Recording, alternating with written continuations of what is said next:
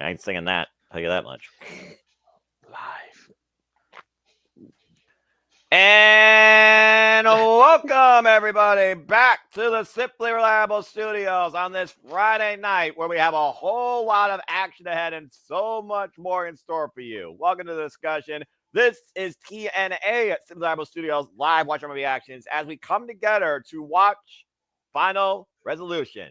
Hello, everybody, and welcome once again. You know what I am, Noah Foster, Walter Cruz. We are the Simply Reliable Studios, and we do this across all the biggest shows, PLEs, and especially across all brands of wrestling. Shout again to Renegade Wrestling, JJ Williams, Big G, James Hebert, and of course, everybody that contributes. And figure to those that are tuning in right now, I appreciate you. Lily and Daniel, good to see you. Hope you all enjoy the conversation, the reactions. Please like, subscribe, comment, tell a friend.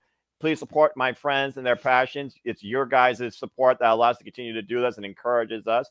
PayPal, and if you want to dictate the conversation, Super Chat, as simple as that. We are officially just a little bit under 15 minutes away from the countdown going live on TNA social media platforms and TNA Plus. And if you want to watch the show along with us, become a TNA Plus subscriber today, and you can watch Final Resolution when it starts 8 p.m. Eastern Standard Time, as the countdown is just 13 minutes away. Casting Studios in the chat, good to see him. And Walter, good to see you, bruv. What's up? How you feeling? Feeling good, feeling excited. I'm a little upset that I couldn't find my TNA hoodie nor my Joe Hendry shirt, but we'll get over it. Compromises, circumstances. And of course, as always, when we do it simulcast content across the wrestling industry, we like to keep it hashtag spoiler free, as this feed will keep you in tune strictly with TNA wrestling as we put our focus in the Final Resolution. However, there will be coverage for Rampage Winter is Coming. And for those that watch SmackDown, please remain spoiler-free in the chat, as I know everyone's excited about the United States Women's Championship Tournament carrying out. Chelsea Green wins, or again, I said what I said last night. And yes, tomorrow we are covering Saturday night's main event, Winter is Coming Collision as well. We'll see it both around at the same time. So just a little bit of forewarning. Darren G, good to see you as always. And again, Walter, I mean, hey, it's the end of the week. We got literally 3 straight days of content streaming ahead for us. We're covering TNA, AEW, WWE, and NJPW all in the span of these 3 days. And it starts tonight with TNA Final Resolution. You ready to go with all this? Ready to go.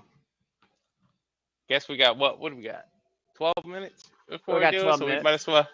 we might as well run over the card then.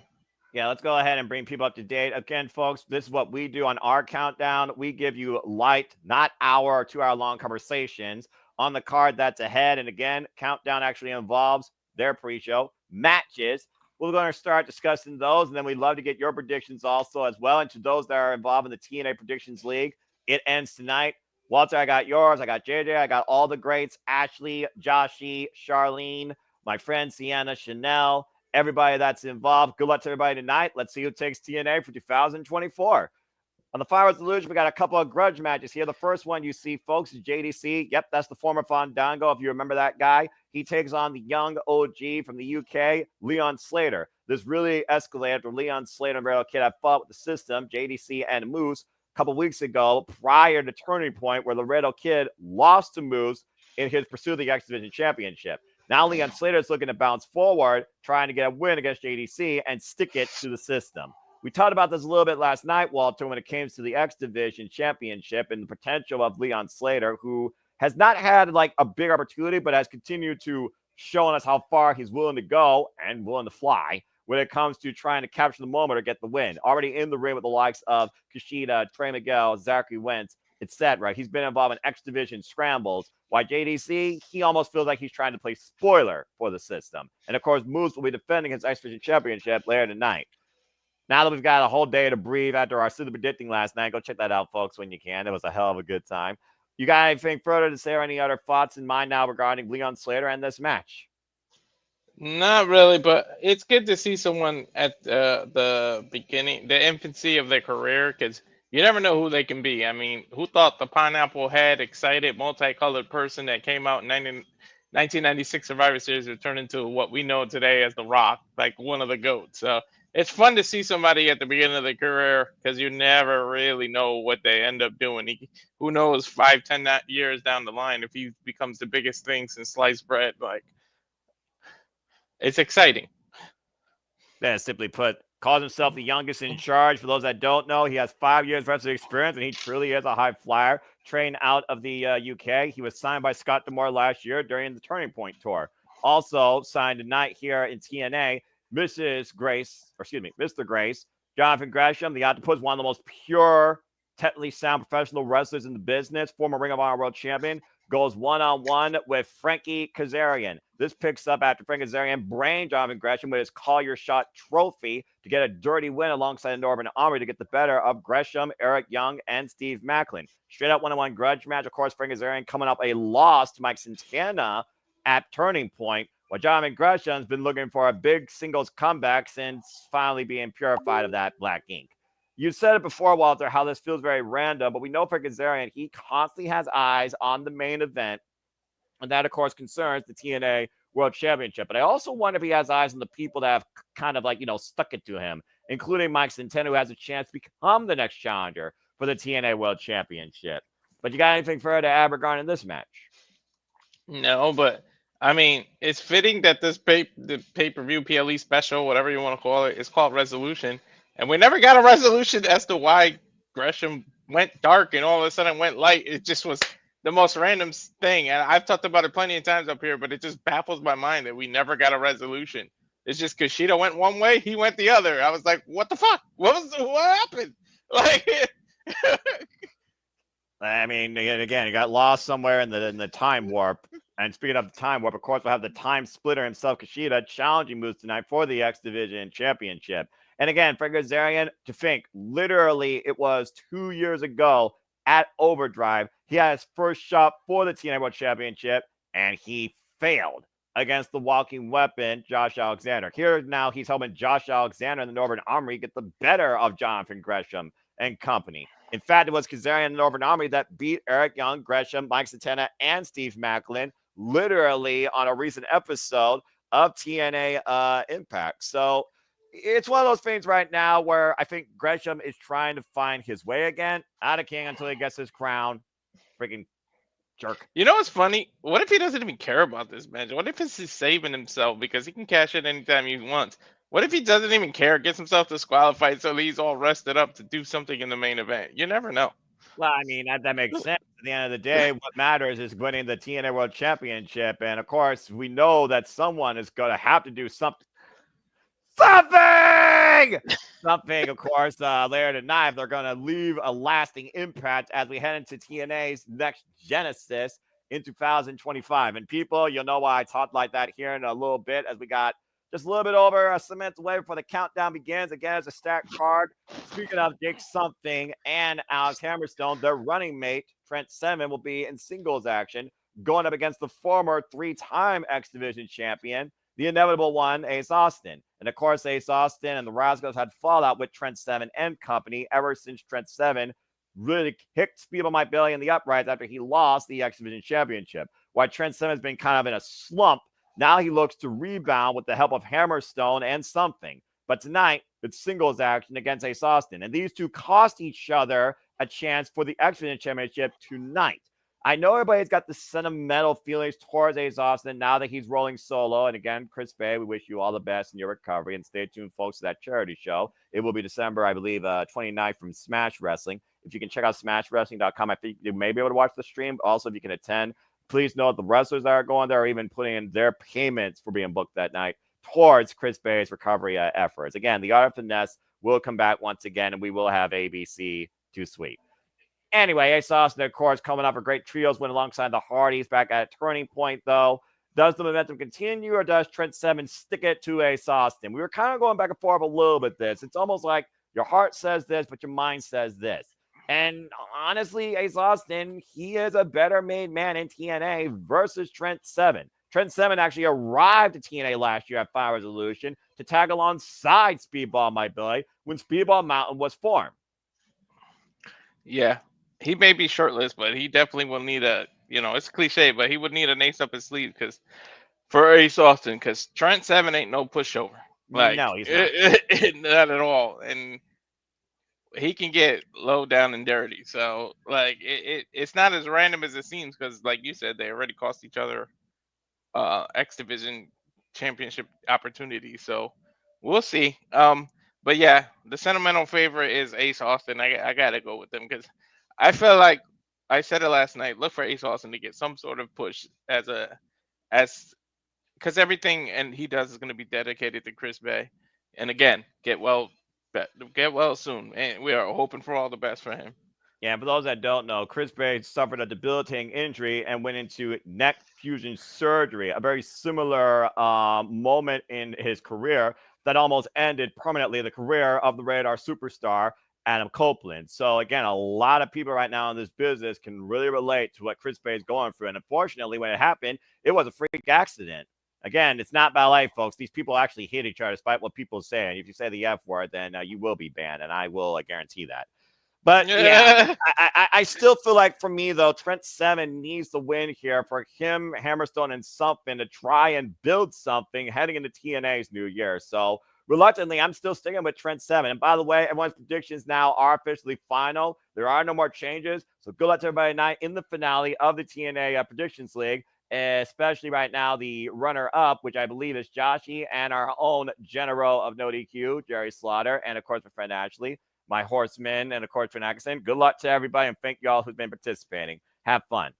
This is not going to be fun, as Jordynne Grace is literally living a nightmare right now of defeat and embarrassment ever since losing the TNA Knockouts World Championship in a respectful bout with her generation rival since the virtuosa Deonna Purrazzo, Masha Slamovich, after Masha finally smashed her at Mount Vergoy and smashed her twice in a very taxing effort at Turning Point. Since then, Jordynne Grace, she now has lost to Tasha Steelz, and she has also lost to, basically, that's what happened since then. She's literally lost to Masha Slamovich twice now, well, 3 times technically, and she lost to Tasha Steelz thanks to the freaking assistance of that Nat cheat code, Alicia Edwards, and it's kind of been in a slump lately. And ever since Rosemary got the better of Zaya Brookside and Savannah Evans in the countdown to Turning Point, she has set her expectations on the TNA Knockouts World Championship. Both these women former TNA Knockouts World Champions, by the way. Again, Winnie Chu's been put to sleep. She's not waking up anytime soon. I don't think you're going to see her cross the line again either. And Decay is no more, as Rosemary's been a lost soul. How fitting for somebody that lives in the shadows. But she seems that they desire what Masha and Jordynne Grace have been doing. We saw her lurking while they were having their 2 out of 3 falls match at Turning Point. And contract talk abound. Let's focus on tonight and not what happened yet, because no one has a way to go fast forward. But this could be a huge opportunity here to cement herself as a new #1 contender, Walter, if Rosemary beats Jordynne Grace. Now, considering Jordynne Grace kind of has been the proverbial knockout of the year. She's literally been that stepping stone, the wall, the tester. She basically was the final boss for the women's division. Once you get past her, it was over. Masha got past her. Now it's her that's that boss you got to get over. And I changed my mind. I said Jordynne will probably win by DQ because Wendy Chu will come here, but I picked Rosemary because it just made more sense. She's on that trajectory. We don't know what's going to happen with Jordynne Grace's contract. We don't know what's going on, and she's been putting people over lately. She's even lost in other companies where she's shown up in other companies, but she's been the knockout of the year. Like Jordynne Grace has really been. It's been her year, 2024. She was everywhere. Like everywhere you look, she was there. She showed up in TNA. She showed up in NXT. She showed up in Bloodsport. She showed up everywhere, and Sendai she represented. Girl, she showed up in she showed up down under in Australia, where she faced Delta and defended her TNA Knockouts World Championship against her before she signed to WWE, and is now known as Zarya. Exactly. So, if a company wants a representative of what their division is all about, it's Jordynne Grace in a nutshell. Like she really did her part and represented it, and I would like to see what her next chapter is. If it is done, because we never know. It's just rumors at this point. She can always re-sign last second and decide to stay. So exactly. So don't count. Yeah, what did you say? Don't count the chickens before they hatch. So people are just saying it, but I can't wait. Yeah, it's also one of those things here where, believe it or not, they've only had one other one-on-one match against each other in their respective careers, and it ended in no contest. It was literally during the time when Rosemary was rolling alongside with Ichu, and they were trying to embarrass Jordynne Grace, Soruka, and Masha Slamovich. How'd that work out? But these two have been locked in Impact, if you want to call it that, in some form of combat, whether fatal 4-ways or tag matches, since 2019. So they know each other very well. And again, Rosemary has not been TNA Knockouts world champion since 2017. So again, it's a very unique balance to look at Rosemary's pursuits now versus where Jordynne Grace has been and where she could be bound. As we go inside the Impact Zone, sold out crowd has Final Resolution. The countdown to Final Resolution is officially on the air. And we'll continue the conversation and, of course, acknowledge all you all in the chat as we bring you our coverage tonight. Bring us in, Jay Chung and Walter. Let's freaking go. Time for some singles action. We're starting up with JDC versus Leon Slater. Look at that. Right off the rip. As soon as 7:30 happened. Well, we'll see how well their video production is tonight. And what a way to begin tonight when we talk about, again, what the X Division represents, a division defined by no limits. And Leon Slater has no limits towards the altitude that he can capture whenever he's in the ring. We'll see. This man has got nowhere to go but up. Like, literally. I know it sounds cliche to say that, but really, he's got nothing to lose here either. And again, JDC, Leon Slater, they were involved in that 5-way number 1 contenders match to crown a new number 1 contender for the X Division Championship. And of course, Kushida won that night. Kushida also has a singles win over Leon Slater. So Leon Slater with a huge chance to bounce back and stick it to the system all at once. And of course, they're in Atlanta, Georgia at Center Stage. I got to go there one day. That's on my bucket list of wrestling atmospheres I need to see and be a part of live. There's just some wrestling atmospheres that bring out the absolute best in this business, but also can bring out the absolute worst. And JDC is definitely one of them. JDC brings out the worst in everybody. I mean, the crowd booing him out of the building ever since JDC joined the system, of course.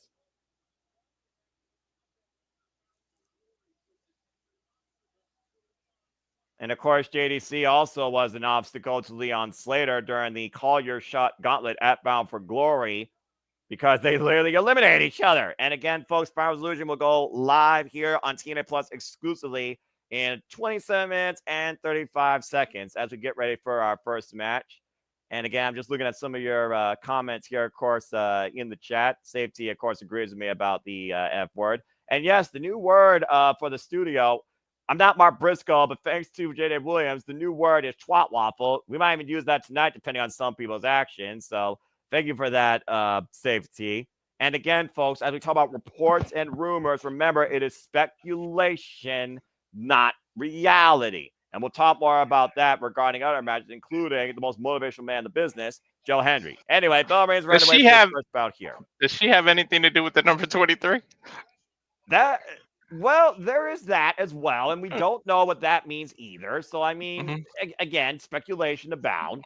But I'm not sure to call anything with 23 yet, because 23 years of TNA, 2-3 BC, is it Baron Corbin? And is he going to cross the line and try and restart his career? Is it somebody that we absolutely don't know that is going to show for the first time?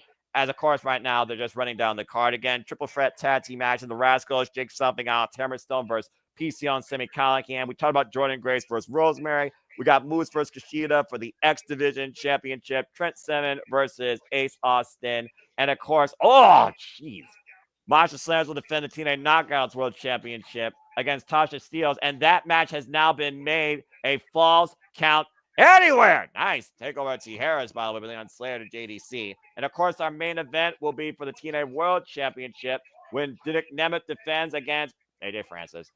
And our number 1 contender following that will get a shot at Genesis. It will be either Josh Alexander, Mike Santana, Steve Maclin, or Joe Hendry as they will compete in fatal 4-way action.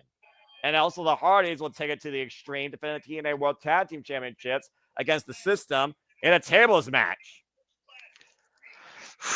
I can't wait for that Falls Count Anywhere. It just went from a 9 to a 10 in that match. Like, well, they literally Steelz and Masha, no strangers. Well, yeah, I mean, and again, we're in Center Stage. Let's not forget, this is the same place where Rich Swann and Steve Maclin had a freaking Falls Count Anywhere match in Atlanta, Georgia. Whoa! And they literally took it out to the parking lot and almost got run over by a car in the process. Ripped off the turnbuckle by the arm. JDC in control of Leon Slater. A little bit of showboating here in the early going. I guess you would call these running European Uppercuts? uppercuts. He's not European. I don't know if I would give him that moniker. He is no Claudio Castagnoli. And again, folks, we'll continue coverage of the Continental Classic tomorrow night on Collision. Here's the cover by JDC. Gets a 2 count. And by the way, Lily, just want to remind you, this is the former Fandango who literally made this a thing. So scribbling and dancing should not surprise you by either of these men.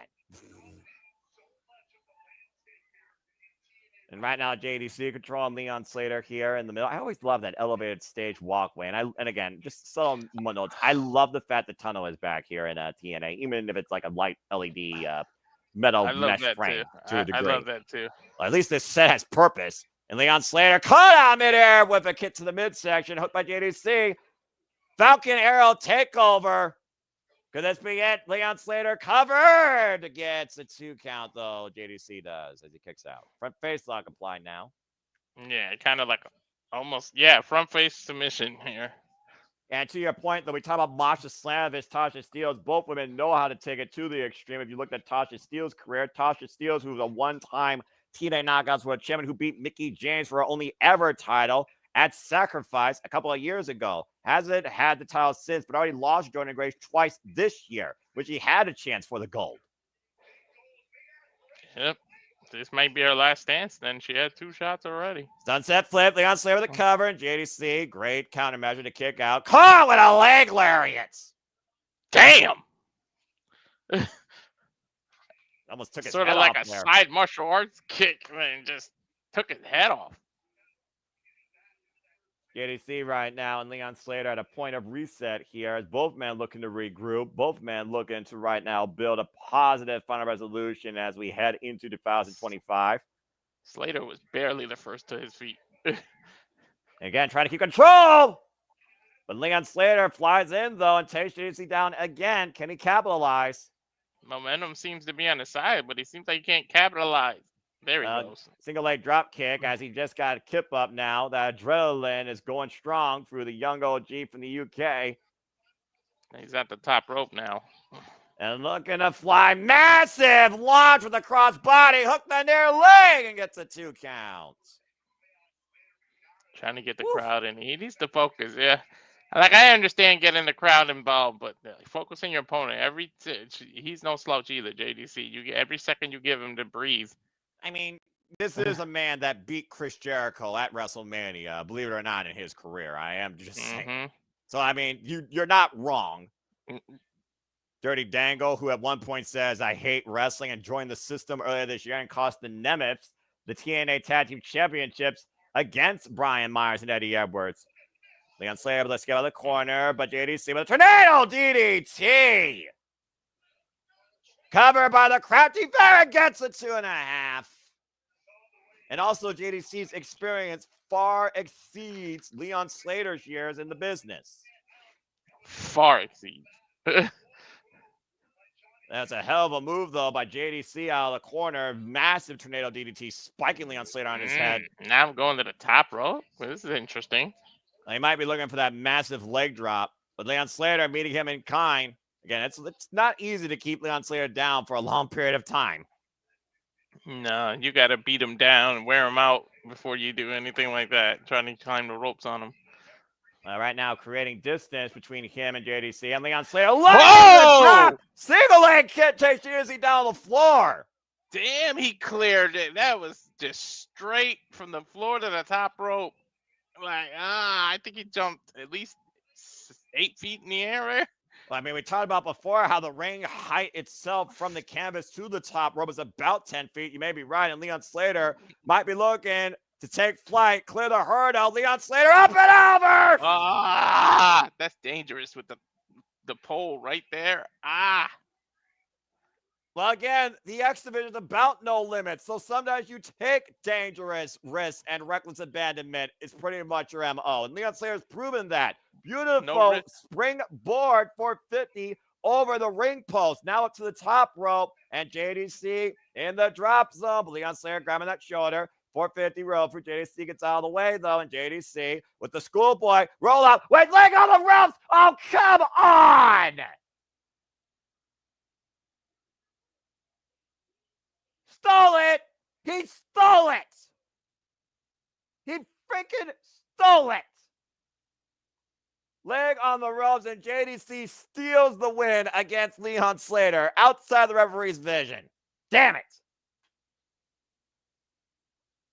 Well, that sucks. But again, that just goes to show, once again, what they've been saying, how the system works. Doesn't have to work cooperatively or correctly, though. But damn it. It's a good match, though, with Leon Slater, again, proving his growth in TNA. I got one wrong already. What the fuck? This is TNA, like I told you. This is freaking TNA. Anyway, yeah, I got one wrong, too. Join the damn club. What do you expect? JDC freaking Crook.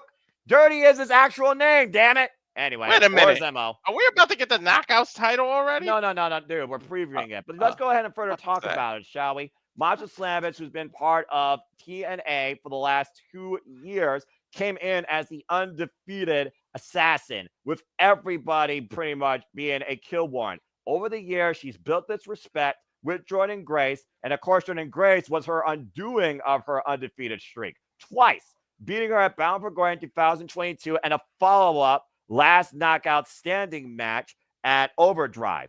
We go 2 years later, after Masha Slamovich's been a multiple-time tag team champion alongside Killer Kelly and, of course, Alicia Edwards. And since the fallout with her in the system, hey, I say what I mean.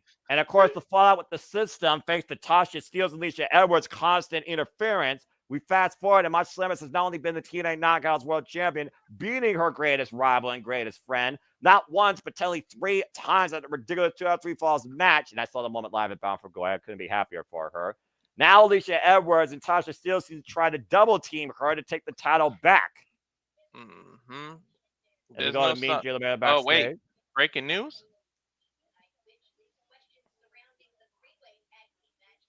What? Oh, come on.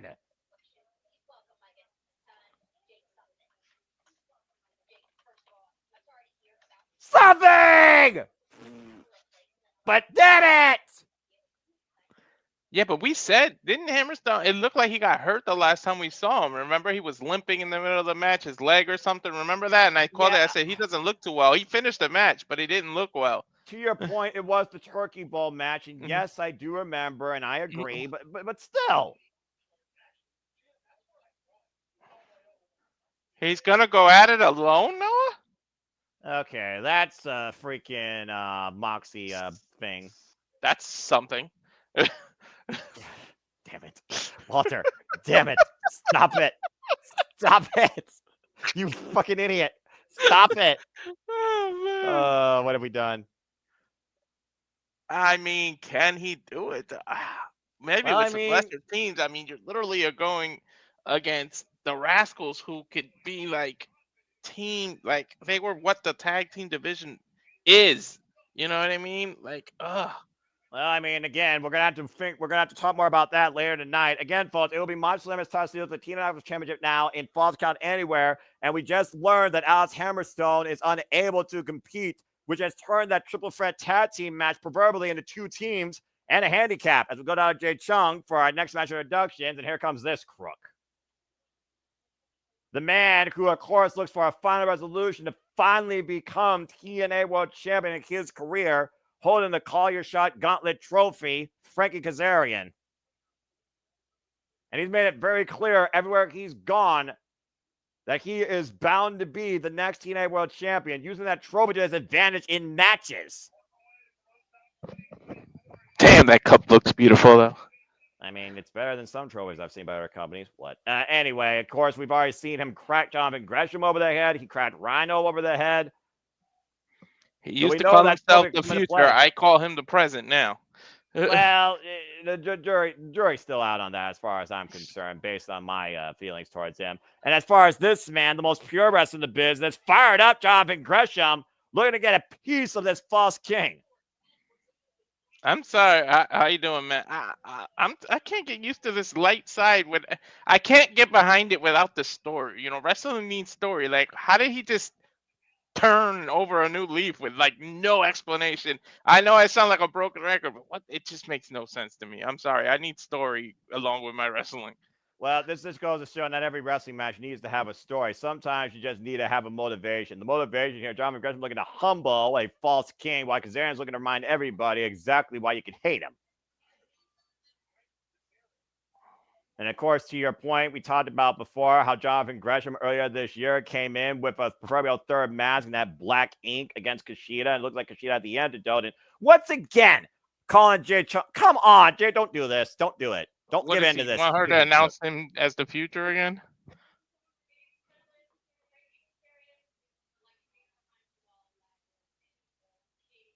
Boo, not my king. False prophet, not wearing a crown.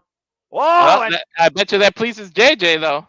Yeah, well, JJ is the freaking court gesture to this false king, if I'm being perfectly honest. Big right hand to Jonathan Gresham here by Frankie Kazarian, controlling Gresham here in the early goal, and I said what I said. Irish whip reversal by Gresham, throws Kazarian into the corner. Gresham up and over. And again, everyone talking about seeing quote-unquote the king of TNA becoming TNA World Champion. Nobody's talking about that. Looks like he's trying to go for a tarantula, but I'm looking at a single leg there. And again, trapped to the ropes. You think about the fact that he used a modified variation of that, just really working the hamstring and the arm of Kazarian. Is it me or are they testing the lights or something in the background? It's like bothering Possibly. me. Massive crossbody by Gresham. The cover gets a 2 count here. Goes again for the cover. Gets a 1 count. Another cover here. Trying to wear down Kazarian. Gets a 2 count with both legs trapped. That's wearing you down. Every time you have to kick out, you're using breath. You get tired faster that way. Well, again, Kazarian and Gresham, I will not deny their athletic capabilities and their savagery and their endurance. Guillotine leg drop by Kazarian, catching Gresham across the second rope. And of course, Gresham's called the octopus because sometimes you might as well be wrestling a man with 8 arms with how many submissions he can apply. Exactly. That's why I called it the octopus instead of the tarantula. I got confused with his nickname. Yeah, well, again, ground cobra, octopus, tarantula, they're all modified transmission holds that work the arms, the legs, and the neck of the opponent. Tajiri really made it famous in WWE. Ain't that the truth? He also made the buzzsaw kick famous, used, of course, by the likes of Taiji and New Japan Pro Wrestling. And again, folks, this may be the last stop for TNA 2024, but they are coming in hot in 2025. Genesis, January 19th. Sacrifice, added to the schedule. March 14th, and they also announced 2 of their biggest shows are going to be coming from big-time cities for the first time ever and big-time venues. Rebellion from Los Angeles, California, and Slamiversary from the UBS Arena. That and so much more to come with TNA's total non-stop schedule in 2025. Damn it, TNA, come close to here. Boy, I already got pissed off when they left Cleveland. All right. I mean, wait, they're coming to New York, right? That's close enough. I might have to go there. I've never gone to New York, but I've heard it's quite a city. But anyway, and right now, Kazarian with control of Gresham, the Irish whip. Gresham said hard torso first into the corner. Never. Not my king. Wrong lyrics to a song. That's the wrong company. Non-copyright. But again, to your point, once called the future, looking to be the future TNA World Champion, a 6-time X Division champion. While Jonathan Gresham is the former Ring of Honor Pure Champion and Ring of Honor World Champion. Just a straight right by Kazarian. Jack Gresham's jaw. Put everything behind that punch. He literally put his whole body into that punch. Backdrop suplex, hook of the far leg, middle of the ring, gets a 2 count as Gresham bridges out. What the hell was that? Kazarian, again, such a hot-tempered fool sometimes. The temper getting the better of him. And, of course, already coming off a loss against Mike Santana at Turning Point. And Gresham, one of the toughest, most technically sound competitors in the entire wrestling business, has already been in the ring for the TNA World Championship against the likes of Alex Shelley. In fact, he was one of Alex Shelley's very last opponents. And, of course, Kazarian might be looking to employ that chicken wing. Interesting submission now. Well, I mean, again, you're going to try and fight the mat game with Jonathan Gresham. You're not usually going to win that. And Kazarian right now changing focus here, trying to hyperextend the arms. If anyone knows some kind of escape to a submission hold, it's Gresham. And Gresham once again back up to his feet, trying to escape this hold. The roll through, kip up. And again, Kazarian trying to maintain his grip, but Gresham trying to power through. The Greco-Roman knuckle lock. Oh, and Kazarian with a clubbing shot back of the head. Immediately shutting down Gresham. Great awareness. Oh, good counter. Crossbody. And gets a 1 count. Now schoolboy by Gresham. Cover on Kazarian. Gets a 2 count again. Again, if Gresham starts moving, it is hard to slow him down. Okay. O'Connor roll by Gresham with the bridge for the cover. Oh, man. I froze for a second, then it skipped forward. So let me know when he's in a chicken wing. And right now, Kazarian has Gresham in the chicken wing, body grapevine. And I can imagine Gresham tapping out to Kazarian.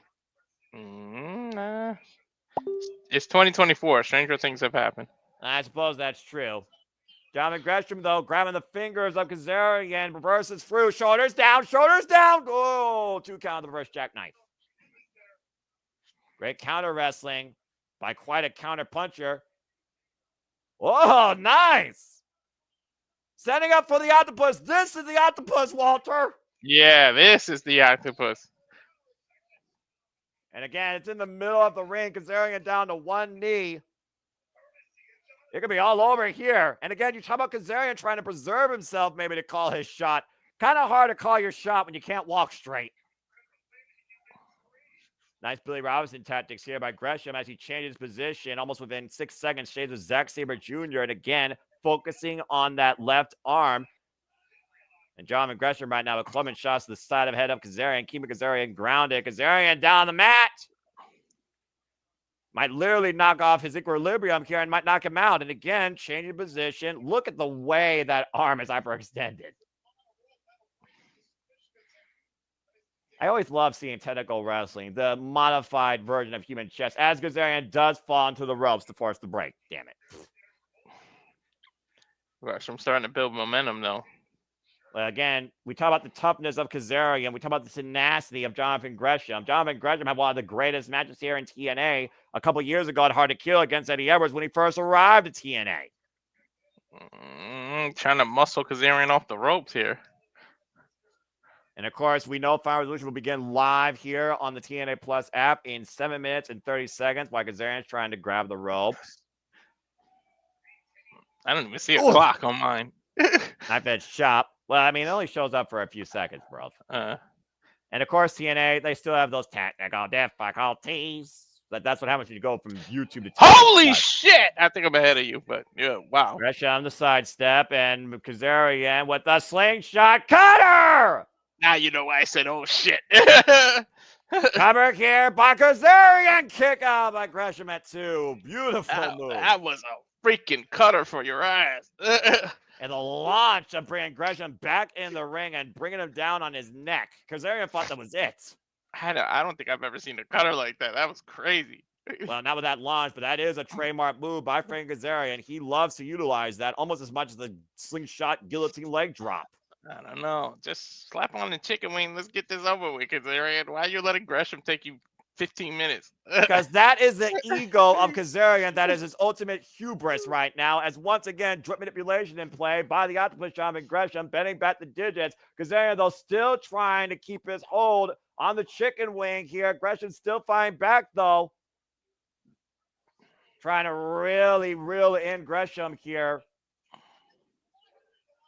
But again, you talked about before, if there's anybody that could counter anyone's submission, it's Jonathan Gresham, as he just did, throwing Kazarian off. Swing and a miss. Kazarian up and over. Caught with a crossbody. Roll through by Kazarian. Not again. Feel the ropes. Whoa! 2 counts. How the hell did Gresham kick down? Kazarian definitely cheated. It didn't get the same luck as JDC. And again, now going right back to the eyes. And once again, the chicken wing applied. Grapevine down, middle of the ring. They're in the middle of the ring. No, it might be over. Oh, come on. And there's the tap. Damn it. There's the tap. Kazarian gets the win. All right. I'm 1 for 1. Bouncing back from turning point, but also, 2, damn it. He took the coward's way out to finally put down Gresham. To be fair, look, he didn't win with the cheat. He had to do a submission in the middle of the ring. He had to set up that submission, raking the man's eyes and catching him blind. You don't call that cheating? I call it winning. Kazarian, of course, still with that call your shot trophy in hand, looking to call his shot to become the next TNA World Champion. As Nick Very Nemeth well will be be defending tonight. that. You never know. Yeah, well, we'll see if John Leif has anything to say about it like he did at Bound for Glory. And, of course, Nick Nemeth will defend the TNA World Champion against AJ Francis. Yeah. Okay, so we talked about the Knockouts World Championship match. Before we look at the chat here, let's go ahead and talk a little bit about the TNA World Championship match. Nick Nemeth, who literally crossed the line and went back to start over, basically, his career at Hard to Kill, taking down moves into the danger zone, got his first shot at Rebellion. But thanks to the system, which he's never beaten before, he was unable to capture the title. It was Slammiversary 6-pack Eliminator where Joe Hendry beat the system and moves again. But Nick Nemeth survived to the end, sending Kazarian into the danger zone and capturing the TNA World Championship. Since then, he has victories over the Walking Women Josh Alexander in a 60-minute Ironman match. And he also has victories over Joe Hendry and, of course, most recently, the System's Eddie Edwards. While Nick Nemeth has had one of the greatest 2024s in wrestling this year, AJ Francis has started to bark that he's had one of the best years of his career since coming into TNA. A previous digital media champion, of course, and now he looks to start 2025 as the new TNA World Champion. And Nick Nemeth's MO of being a fighting champion, he welcomes the challenge and the moxie and has given AJ Francis this opportunity. This resurgence of Nick Nemeth's career. I guess you'd say his career took a zigzag, huh? But don't. Okay, I'll see myself out. I'm not even going to respond. I don't think it's not even worth the phrase. I will say this. AJ Francis calls this the biggest box office match. I say a bullshit because Joe Hendry should be the guy. But again, Nick Santana Morella says you got to work your way back up from the bottom. But you know what? I think JJ was right. This is more about his redemption and proving his doubters wrong than it is about him winning. As long as he has a good showing, then he can prove he belongs in the main event, or at least near it. Well, again, AJ Francis also has Casey Navarro in his corner, all the confidence he needs and that insurance policy. And there you see Nick Nemeth. And we got to consider again, will John Layfield show up in defense of the champion? Again, it's going to be a hell of a night, Walter, and we are just mere moments away from it kicking off again. We have 4 championships on the line. We are going to crown new number 1 contender, and we got proverbial grudge matches that could lead to new number 1 contenders. And it all literally is about to start right now on TNA Plus. So, Walter and City Predicting Community and Sabah Studios, are you ready to go tonight? Yep, I just backed out to go to the live. Where's the... Yeah, again, TNA Plus still sucks, but I'll take it over Peacock because at least I don't got to deal with 90 minutes of commercials versus 80 minutes I of backed wrestling. out and hit the right one, and it says 59, 58. Yeah, I know, 57, 56, and that's fine because, folks, in less than a minute, TNA Final Resolution will take the airways, and we hope that you all will be along for the ride the entire night. Just going to look at some comments real quick here. I said what I said. Deal with it. And Wesley right now also apparently backing it up. How dare you? And you know what? Daniel backed me up. Yeah, you all will take any tactic, but God forbid I actually go along that line and I'm the person in the wrong here when it comes to a babyface giving a heel their own fair game after screwing them over countless times over. Oh, it doesn't work both ways. Whatever. Hey, the faces are supposed to take the high road, man. But how many times does a face take the high road and the heel takes the same low road before you give the heel a taste their own medicine? I don't know. Hey, Stone Cold used to do it to win by any means This necessary. is not He the was Attitude more over Era. than Triple H anyone. already said this is better than the Attitude Era, so you shut up about that. Anyway, TNA Final Resolution starts right now, folks. Let's freaking go. Oh, good grief. I'm in a mood right now. Spinning yellow circle. Let's go. Yeah, it's spinning yellow circle, spinning red circle. Mm-hmm. All right, there we go. TNA. And again, they are sold out center stage, Atlanta, Georgia. And they literally have been sold out at every TNA Premium Live event and pay-per-view this year. Congratulations to them. All right, Other now we're com- going to get our cold opener and we're going to get things underway. I'm very curious to see what kicks things off. And again, is Jake Something truly going to go at this alone? Hey, That does not sound wise. maybe that 23 has something to do with his mystery partner now. Who knows, right? You look at the font, though. I mean, does the font remind you of anybody that may have used a font like that at some point? I mean, we know somebody that used to wrestle can't wrestle anymore and is in a whole different company. But remember that Taz used to have the 13 and it was in that weird little font. But that's all. I don't know. I mean, I suppose that's true, but it still confuses me if I'm being perfectly honest with you. But I have no idea. well, I guess you and I will find out at the same time as I got the FBI logo on my screen. Again, folks, you part of this. We will find you and we will chastise you. I'm getting the Atlanta GA center stage. The Loft vineyard, of course, the Loft, the center stage has played part for many TNA events. As I said, TNA Hard to Kill 2 years ago, which opened with the TNA World Championship with Josh Alexander and Bully Ray in Full Metal Mayhem as Joe Hendry, Jordynne Grace, Steve Maclin, Josh Alexander, all the champions of TNA, that crook Kazarian, Sami Callihan, Rosemary, everybody here tonight is trying to create a final resolution. And of course, right now, TNA doing the traditional cold openers. And again, folks, SmackDown is live. Please remain #spoiler-free in the chat. We appreciate you all for tuning in. And again, until I see it officially, I will consider it nothing but text. It's as simple as that. But if you want to dig into the conversation more on that, PayPal, my friends, PayPal, super chat. As simple as that. We can very well see some people's swan songs tonight, which will be sad, but it'll be exciting to see the next chapter of certain people. Well, a final resolution usually leads to a New Year's revolution, so we'll find out soon enough who actually succeeds and who fails and who might literally bid us farewell. Well, this year it'll lead to a Genesis, no?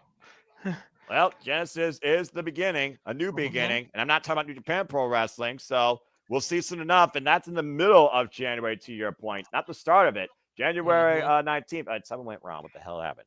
Let me go back into here. Stupid app. Oh, good grief. Now we're gonna be off. We were perfectly in sync now. We'll figure it out. I'm on the cold opener. We'll figure it out. Again, TNA Plus absolutely sucks. The worst thing TNA ever did was leave YouTube to go to this his poor service. I will always remember my time as an Ultimate Insider. We will not fear. We will not. Yeah, but will you waver and will you fail? We'll see. We're getting a live shot at Atlanta, Georgia now. Again, before a new beginning, we create a final resolution. Welcome to TNA, and this is final resolution from Atlanta City, Georgia, center stage. Capacity crowd on hand, sold out. We are live, of course. There you see the TNA faithful, the new and the old, packed in the Raptors. And again, Walter Cruz, Noah Farms. We are Simply Reliable, and we are here at the Simply Reliable Studios, bringing you our coverage tonight of TNA Wrestling.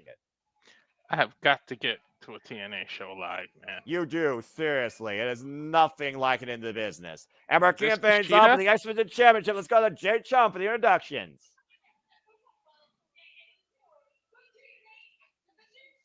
Oh, boy. Starting off hot, right, with a title. Well, I mean, let's call it what it is. The cornerstone of this company since 2002 has always been the X Division Championship, a division defined by there are no limits. Whether you're a heavyweight, cruiserweight, or middleweight, or open weight, anybody could be the champion. And now we have the former TNA World Champion holding that title. And Kushida wants it for the first time in his illustrious career. I've got to admit, the Ultimate X was one of my favorite matches, and it made me a TNA fan, man. Yeah, but Kushida, in order to become an X Division champion for the first time in his career, he has to beat the face of the franchise. And what Jordynne Grace is to the knockout, you very well could say this man has been for every man in TNA. The former TNA World Champion, and literally the system himself, Moose. Someone 6'3", former NFL player. What is he, 245, something like that? Like, pretty much. And of course, he beats Speedball Mike Billy to win this championship.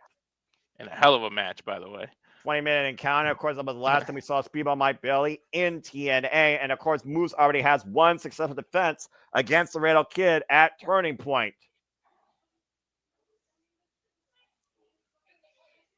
Put some damn respect on the leader of Moose Nation, the former TNA World Champion, former Impact Grand Champion, Moose.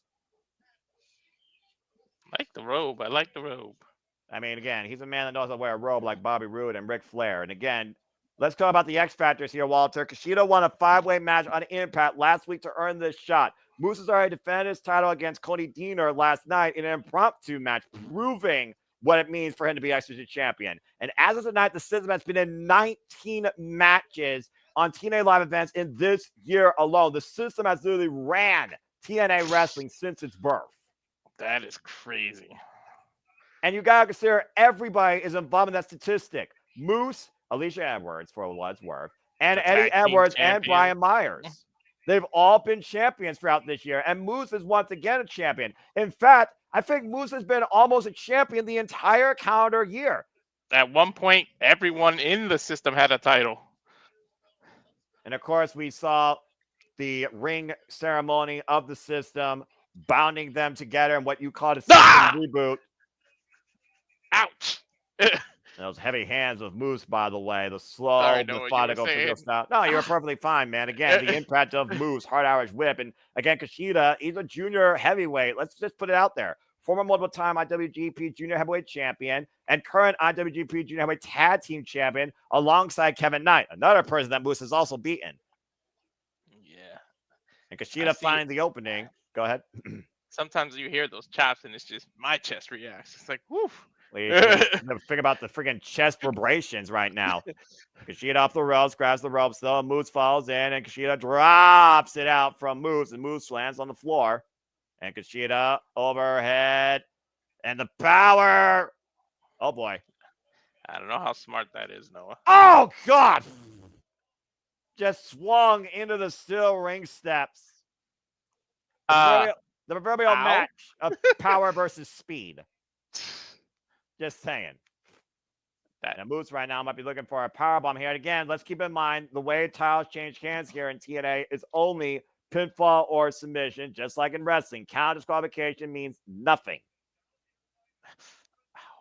That looks crazy. And then, like you said, Moose literally left football to become a wrestler full-time, trained by Scott D'Amore. And, of course, Moose has made countless memories here. We've seen this man in Monsters Ball with Sami Callihan. We've seen the wars he had with Josh Alexander. Of course, he called his shot on Josh Alexander for his first TNA World Championship. Joe Hendry was at one point the only man to have pinned this man. And Nick Nemeth has added to that list, too, as far as the year goes. And Moose does not want a count-out? Wow. Well, he did say he wants to elevate this title. You don't really elevate it by taking simple count-out victories, right? No. Well, I suppose that's true, but I think he's also looking for a painful statement. And tells Moose, the camera person to move the hell out of the way. Well, clearly, I think Moose is looking for much more than a warm-up lap or a pre-victory lap. Yeah, nobody home there, buddy. And Kushida now taking advantage of Moose's misinterpreted spear. He went head first into the steps, and with a dome the size of Moose, you know that hurts. Yeah, but let's also think about what Kushida loves to work on, Walter. The hoverboard lock as he drives the arm down on the steel ring steps. The Kimura. Ow. And again, we talk about right now Kushida, whose experience outweighs Moose. But again, Moose has literally proven himself against the best across this business. To be fair, Kushida, though, Moose introduced those stairs first when he slingshotted Kushida. So turnabout's fair play. Well, again, a victory of your own sins. And, of course, Kushida, of course, former running mate alongside Time Machine members, Moisture Machine Guns, Alex Shelley, and, of course, Chris Sabin, a huge innovator for junior heavyweights, looking to finally become X Division champion. Did he drag his knuckles across the top rope? What the hell was that? I mean, joint manipulation, if nothing else. I mean, again, if Moose can't get a firm grip on Kushida, that helps Kushida fight back all of Moose's offense. Talk about burn. That's like equivalent of Aye! That's a very unique tactic. I have not seen Kushida use. Kushida here, you pulling out some offense I haven't seen in a while and picking a very different target. I don't think I've seen anyone do that before. Forget just Kushida. Not to the fingers, not that I can recall anyway. And again, thank you, Revive Aces, for tuning in. It's one of those things right now where marketing and corporate monikers overtake Joy the Business. Why Moose just sent Kushida go to hell on the replay, by the way, and got a near fall. That sit out power bomb. I don't know if he got all of it. His shoulder is bothering him. Ever since he hit the steps with that missed spare, the whole momentum shifted in this match. You can see every move he winces on his arm. His arm at some point looked dead. Look how he's holding it, Noah. And again, these two have been locked in combat for years, Walter. They first faced each other in Corrigan Hall. Some people call it the holy sanctuary of professional wrestling. And Moose right now, who can't even get a grip thanks to those damaged and burned out fingers from those ropes. Kushida taking advantage and once again attacking left arm. Now the hamstring, neutralizing the power of Moose and his vertical stance. Moose trying to regain speed off the ropes, rebound side. And that was a nice handstand kick. And you consider that Moose was probably thinking about a spear. It took 4 spears, by the way, to beat Spear on my belly for that title. Just saying. Shote! Shout out to Jutsu Thunder Liger. And Moose, God! Damn! Single arm choke slam. Uranagi cover. Up the far leg. Gets the 2 counts. Yeah. That dead arm, though, man. You got to think. If Moose can't get all of, pardon the pun, all his impact on his moves, Kushida can kick out here. And right now, Moose trying to regain some control. You see him trying to get feeling in that left arm and that hand. To your point, Moose more dominant with his left than his right. So Kushida knows what he's doing here, dissecting Moose's power game. And Moose right now just insulting his challenger with these boots to the side of the head. Would you really insult your opponent when you're basically one-armed right now? Well, that goes back to the confidence of Moose. Is it confidence or is it cockiness? There's a thin line. Probably a little bit of both. That line is very thin. Moose barking at Kushida there. Maya woke him up. There's a kick, dropping Moose to his knee. Stomp right to the hand. Went for that buzzsaw kick. PK kick again to the left arm. Launching Moose to his knees. And he stomped on that same hand that he burnt against the rope a few times. Going for a double wrist lock applied here. And the hoverboard lock might be in, but Moose's power. Whoa.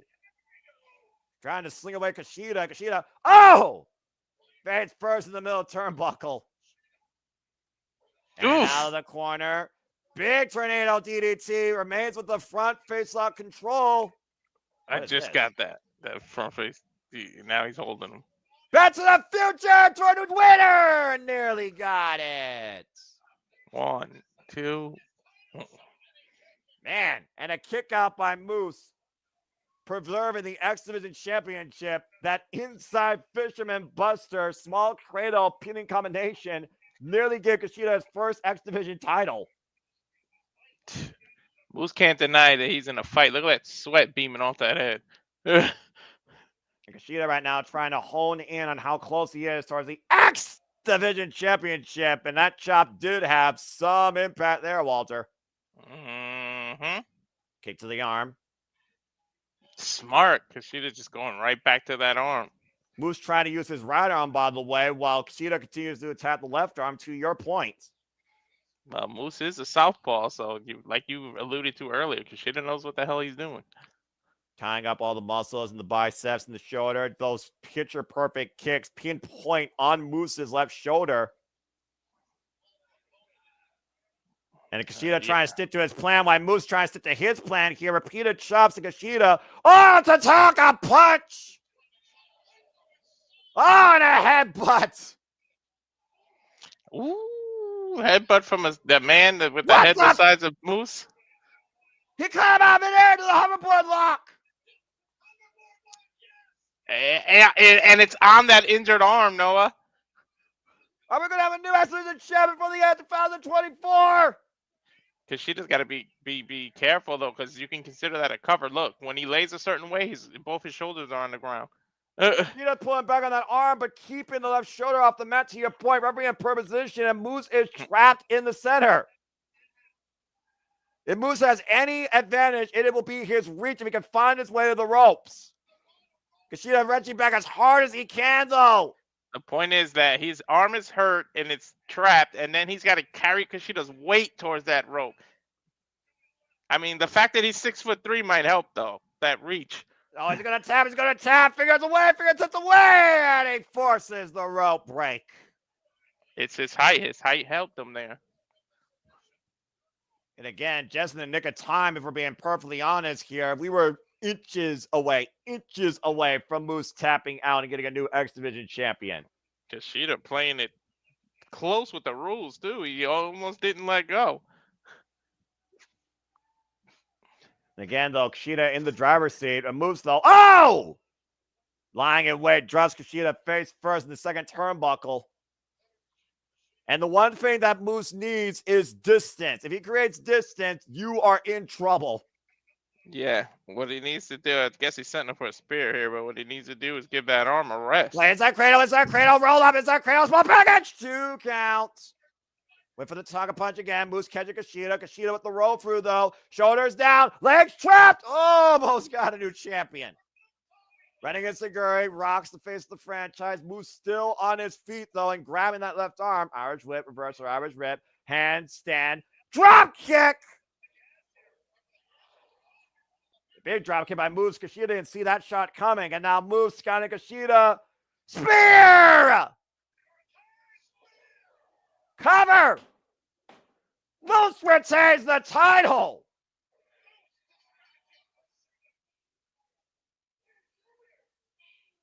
Damn. Relentless assault, Walter, by Kushida to that left arm, but Moose found a way to create separation and hit that spear for the win to preserve his X Division championship. You said that all he needed was that space, and he got it. He fought through the pain, he created the space, and he ran Kushida back to the 80s with that spear. A hell of an effort, though, by a worthy challenger, testing Moose once again. Moose still the face of the system and the X Division champion. But boy, was that arm damaged. Severely. And who knows to what point. So whoever his next opponent is, I think he got a target on him now, no? And again, to your point, Walter, we also got to give Moose credit due. He did it on his own. No system help. That was a clean win. That's clean as clean can get. Well, again, as we continue forward with tonight's activities, again, we have a triple threat tag team match. Technically, since Hammerstone's unavailable, someone's going out alone, but it will be the Rascals versus PCO and Semi Callaghan versus Jake Summon, as all 3 teams are lobbying for a chance to be future TNA tag team champions. While Rosemary is looking to be a future TNA Knockouts world champion, looking to beat Jordynne Grace. And Ace Austin goes one-on-one with Tread 7 after their fallout during that 5-way No More Contenders match for the X Division Championship. While you're excited about this match, Walter, go ahead and talk about it real quick. Yeah, Masha, who's been the powerhouse in her own right, and Tasha, the Puerto Rican powerhouse, I call her, the other mamacita. But Tasha Steelz, no slack. That's going to be a hell of a match. Like, I can't wait for that. And the fact that falls count anywhere in Atlanta, Georgia, adds a little bit, even more, that little oomph to that match. And of course, taking things to the extreme from there, we got the TNA World Tag Team Championships on line, a tables match as the Hardys defend against the System, Eddie Edwards and Brian Myers. While, of course, we also have a fatal 4-way contenders match with Josh Alexander, Steve Maclin, Mike Santana, and Joe Hendry, where the winner will challenge Nick Nemeth of AJ Francis for the TNA World Championship at Genesis. Let's go backstage to Ian Miller here. Keep in mind, though, the System are now 2-0. And they are first class, while these dudes are anything but that. Take the CL away. That's what they are. And again, Revive Aces, we have been lobbying for that for who knows how long. I'm still holding out for it. Again, wrestling has been wild this year. You can only hope to see that. And again, thank you for those that have tuned in so far. Now we got a moment to breathe and interact with you again. Wesley, Daniel, Safety, Revive Aces, Cassidy and Steelz is still there. Darren G, Lee, thank you all of you. Of course, Matt Helms and everybody here that's regular or new. As we, of course, do this for all the biggest shows, pay-per-views, and specials across all brands wrestling, WWE, NXT, Ring of Honor, AEW, TNA, NJPW, Independent Wrestling, and so much more. And we hope that you all will stay along for the ride as this weekend is just getting started, as we will have a simulcast here happening with Winter is Coming Rampage, and we go into tomorrow into Winter is Coming Collision, Saturday night's main event, and the Saturday shenanigans hosted by Ranking Wrestling JJ Williams before we conclude the weekend with you with New Japan Pro Wrestling Strong Spirit Evolved. So stay tuned this weekend for the Simple Studios to keep you entertained and engaged across truly all things wrestling. Shout out to my DW fam on the social medias. I still cannot believe how this freaking guy who came in at Hard to Kill in January literally has a chance to end the year as TNA World Champion. The former flop dollar, AJ Francis, looking to take first class literally to the top class of TNA. He's no stranger to titles. No, you said it earlier. He was a digital media champion earlier. He had 2 titles, right? Yeah, and PCO won them both off him. Mm-hmm. And we got to watch out for Casey Navarro. You know he's going to be in AJ Francis' corner. Once we go back to the arena, guess we're going to get this, what we have to call a triple threat tag, but Jake is at it alone. I mean, technically speaking, that's what it is on paper, dude. We have to call it what it is, so I would say yes. Well, Smoking Michigan with the former TNA Tag Team Champions, Trey McGowan and Zachary Wentz, have been trying to bounce back against Jake Something, Trent Seven, and Alex Hammerstone. Recently, we're involved against those 3 men in trios action. I don't know if you want to go at it handicap with the teams that are involved here. The Rascals alone, I mean, arguably tag team of TNA. They are what tag team wrestling is. Like, do you really? I mean, at least he has the size advantage, Jake Something. He's a big dude. Maybe he is the size of 2 men, though. Shit. Well, I mean, to be fair to your point, though, Trey Miguel and Zachary Wentz have not held the TNA Tag Team Championships at all this year since losing them to the system. And they also are coming off fallout with their former Rascal running mate Wes Lee, while Zachary Wentz was able to win the X-Division Championship for the first time in his career this year. He lost it to Speedball Mike Bailey. Now the Rascals are back together, and they're trying to rebound up the ranks in the tag team division. But they're also facing a first-time brand new obstacle in this duo. I cannot believe I'm saying that Sami Callihan and PCO are a tag team in TNA Wrestling in 2024. What the hell is wrestling right now? What the fuck is 2024, man? I stopped trying to figure that out a long time ago. Sami Callihan, of course, a former TNA World Champion, but has never been TNA Tag Team Champion. I mean, if you ever wanted a team of violent symphony nonsense, PCO and Sami Callihan pretty much check all the books off that. Mm-hmm. And how many times must I say, you cannot kill what won't die because he's alive? Arguably the unstoppable anomaly of TNA wrestling. Our current digital media and international heavyweight champion and the fiance to Steph DeLander. Perfect Creation 1, PCO. She's recovering from neck surgery, isn't she? Yes, she is. And again, get well soon. Sorry, I was editing the banner. I don't blame you.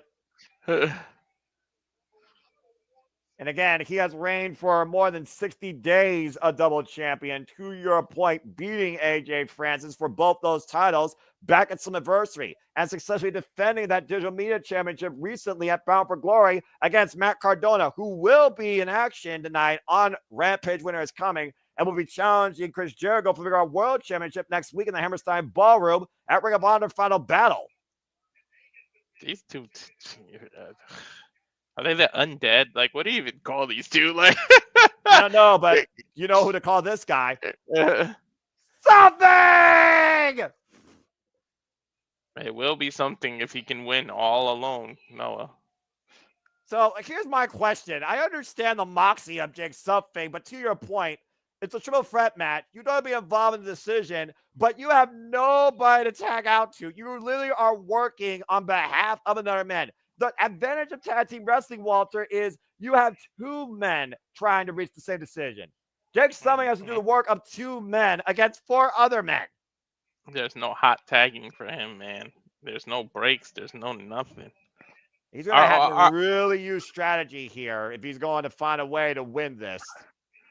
And if you're one of the other teams, wouldn't you intelligently just keep tagging him in so he gets worn out? Well, to your point, both means are underway, and of course, two men are legal at the same time. So Maclin and Zachary Wentz kicking things off. Again, only two teams legal at one point. I mean, until something could take advantage of someone who's out, I would not tag myself in and just stay on the outside as long as you can, I guess. And again, you don't have to tag your own partner. You can tag anybody to get out of the match. But in this case, Zachary Wentz only has Trey Miguel to tag, and Sam McCallum has only PCO to tag. So, again, Jake Something, I don't know if this is wise to just stay on the air, because if he doesn't get tagged in, he can't get a win. It's true.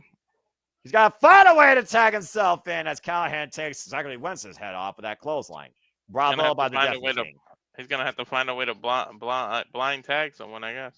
At one point, Rich Swann and Sami Callihan were looking to become TNA Tag Team Champions. Rich Swann hasn't been seen tag for months. There he is. He tagged himself in.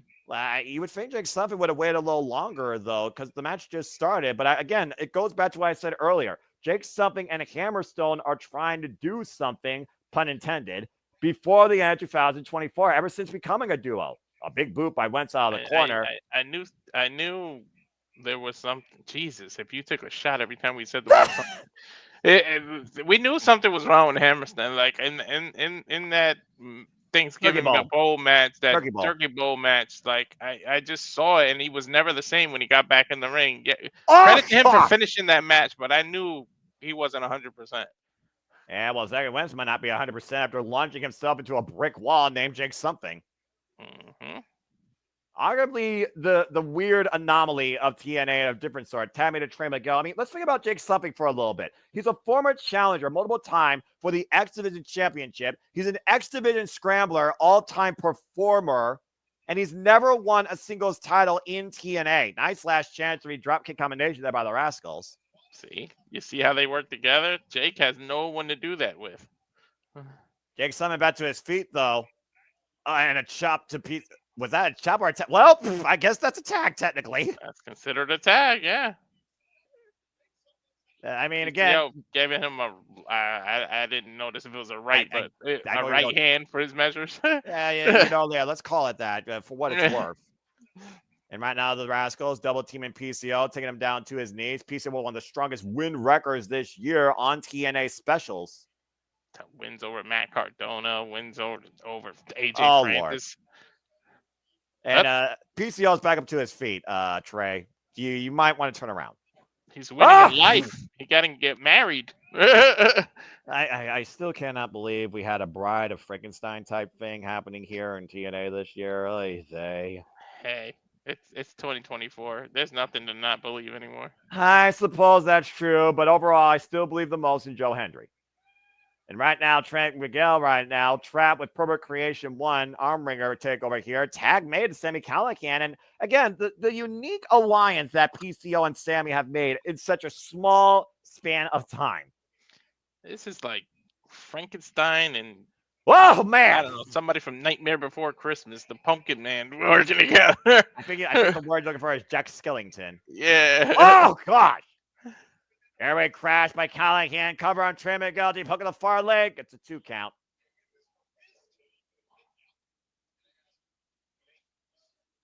Again, we talked about earlier the number 23, Walter, and you were wondering if that was going to come into play here. Like, why 23? And why has it only been seen when PCO and Sami Callihan are in the ring? I have no idea. Are they going to Chicago anytime soon? Not that I know of. 23, Jordynne. I don't know. Yeah, hammerlocks applied now by Sami Callihan, trapping Trey Miguel's arms in between his legs, almost a reverse full Nelson. And just clubbing shot back of the head of the former X Division champion. And of course, Sammy and Trey have had their fair share of fallout over the years in TNA. Tad made out a PCO.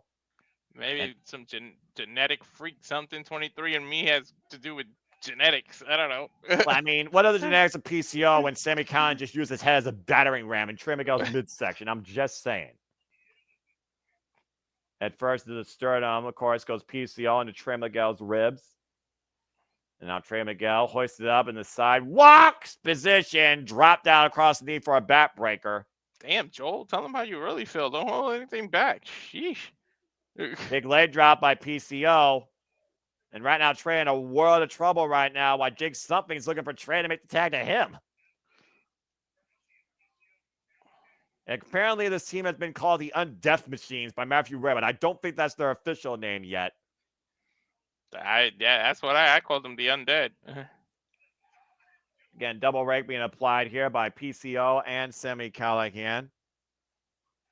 Again, you know, you wonder what a person's capable of at their age with how long they've been in the business and the mental and physical scars they've been through. Because PCO has been dropping in his head more than enough times in his career. I mean, former Quebecer, of course, former WrestleMania player, and former Ring of Honor World Champion. Split leg drop by Trey Miguel, and Sammy and PCO collide into each other. Now Trey, springboard, double moves off the second rope, takes down PCO and Sammy. But for PCO to have this longevity and career resurgence this year in TNA particularly, it's quite something to behold. Hey, who are we to tell somebody what to do with their own body? It's their body. It's their mentality. They're enjoying it. They don't want to give it up. Hey, I mean, sometimes we don't want to. It's fun to tell Jericho to retire, but it's like, who the hell are we to tell people what to do with their I mean, careers? hey, if you still find yourself a spot in this business, more power to you. I mean, if we don't have to agree with it. And Jake Something and Zachary Wentz are legal. Oh, boy. And whoa! On this elevated ramp. Ah! Kind of the power bomb brings Jake Something in. Now Wentz trying to take down Jake Something. Good elbow, like forearm, elbow, whatever. Combination offense here with the jumping Enziguri, rocking Jake Something, who still stands on his feet, and Zachary Wentz. Whoa! You can't appreciate how huge that man is till you see him in person. You've seen Jake Something in person, right? Yeah, but what a German suplex by Zachary Wentz. Little power game on display here by the Rascal. Big uppercut in the corner, Tammy to Trey, and Jake Something isolated. He is hurt, Noah. Yeah, I'm about to say. 260-pound powerhouse to your point. Trey Miguel trying to tie himself up around Jake Something. This is where it comes into play when you don't have a partner, because crucifix bump! Yeah, and again, though, Jake Something is showing a lot of endurance here, and Sammy's saving the matchup here off that great combination of the crucifix bomb. And if Sammy didn't interfere there, we don't know. Jake might have not been able to kick out there. Whoa, and there goes PCO crashing the outside. Wentz just throwing himself into perfect creation. I'm purposely saying his first name so we don't have to keep saying. Dude, it is what it is. I'm just saying. Sammy count up the rope. Super kick. Oh, and a tope suicida wiping PCO on the outside. I think Walter hurt his head. Or did someone hit him in the head? I wasn't looking. You all right, bro? Okay. Wait. Callahan, what are you thinking? Oh, good grade. Flying Death Machine intercepted by Zachary Wentz. And Wentz up and over. Corkscrew plunge on wiping out Jake Something and PCO. All right. Now, Sammy, are you actually going to fly?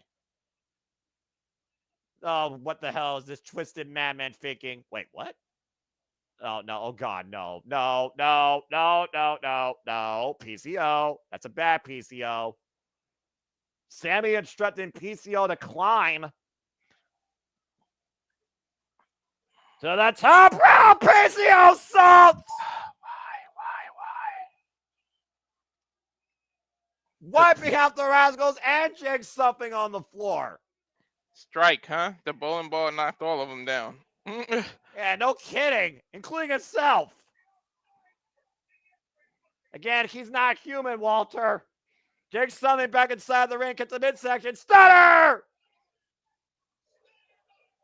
And now there's oh, God, what Trey, great mention this game. Springing up like a pimple on prawn up at the Enziguri.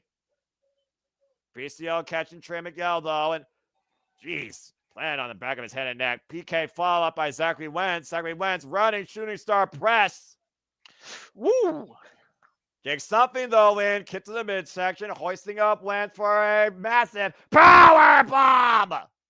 Is he legal? I don't know who's legal at this I point. lost track. No, I think the swear. ref has lost track too. And Trey power bomb to the back of his partner. I think it's power bombs for. I don't think he can get PCO up like that, can he? Well, it looks like he's going to get up Sammy Callahan. Oh, God. No way. Holy shit, this man has power. The anomaly of Jake something attacking everything. Noah, that puts the power in power bomb, huh? Well, he's about to prove your point with PCO. What's his name? No way. Something! Holy shit! Inhuman strength by Jake something. The lightning hit PCO though. Oh shit. What does it take to keep PCO down? He's alive again. Well, he's not got a more vampire, lives than a so it's cat. not garlic. It's Frankenstein. What took Frankenstein out? The windmill collapsing on him. I didn't see the movie. Wait a minute, Trevor, go! Oh man, he caught PCA right in the eye, like in between the eyes with his boot. Did you see that? Yeah, the step up, Tope Wentz with the step up cutter, face to Sammy Callahan. The Rascals launching off the ropes, and Sammy taking down PCO. Jake something now legal, I believe. I think he's still legal. Big spine buster by Trey Miguel. The Rascals in full control. What's this? Catapult, super kick, laid out over the knees. We've seen this before. Double stop! It's got to be over. Cover! Right? The Rascals get the win! In this tag team triple threat turmoil, the Rascals find a way to win, pinning Jake something. If I knew Jake had to go all alone, I might not have picked that team there. This is kind of unfair that they did that last second. This is TNA, unfortunately, dude. It is what it is. We both got that wrong. Smoke him at your gum. JD was right. The Rascals victorious tonight. That was a hell of a triple threat dance, even if it only was with 5 men. I mean, you know what, though? Jake proved something, literally. Like, I'm not even trying to be funny this time. He literally powerbombed the entire, everyone that's involved. And, of course, everyone's trying to get to the top of the tag team division. The Rascals taking a huge step forward. Jake stepped out. Why are PCO and what is going on? Why are they still in here? Frustration or respect? I'm not sure. Sammy Khan with the handout, though. I mean, again, you got to applaud the efforts of everybody here at the end of the day. And that's a special moment hugging right it there. out. What? Uh-oh. Is this the 23 thing? Just a number. Don't tell me it's another system. Just a number? Just a number? The hell was that? I don't know. Hey, who knows? It could be the system playing games, right? What was that? I don't know. That's what the crowd's chanting. I guess everyone's confused by that. Well, regardless, the technical difficulties aside and Hackney Planet aside, the Rascals win this triple threat match.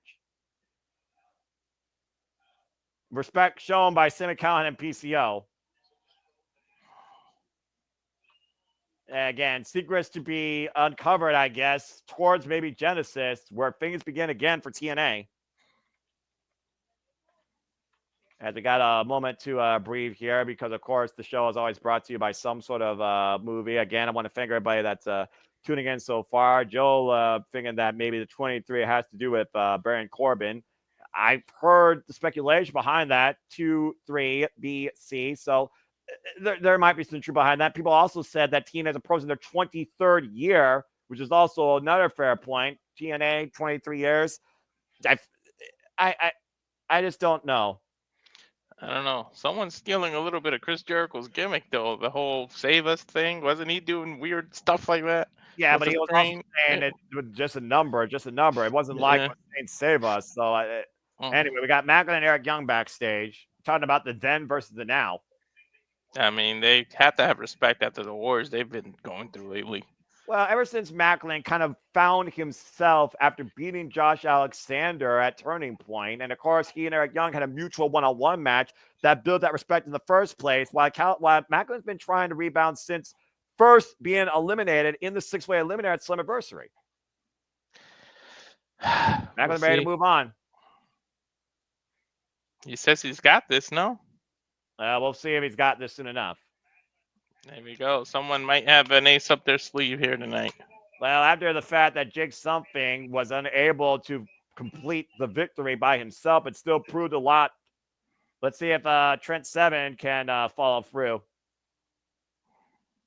And again, to your point, as a former Rev Pro undisputed British heavyweight champion, and of course, one half of Mustache Mountain, literally trained Tyler Bate, former NXT UK champion.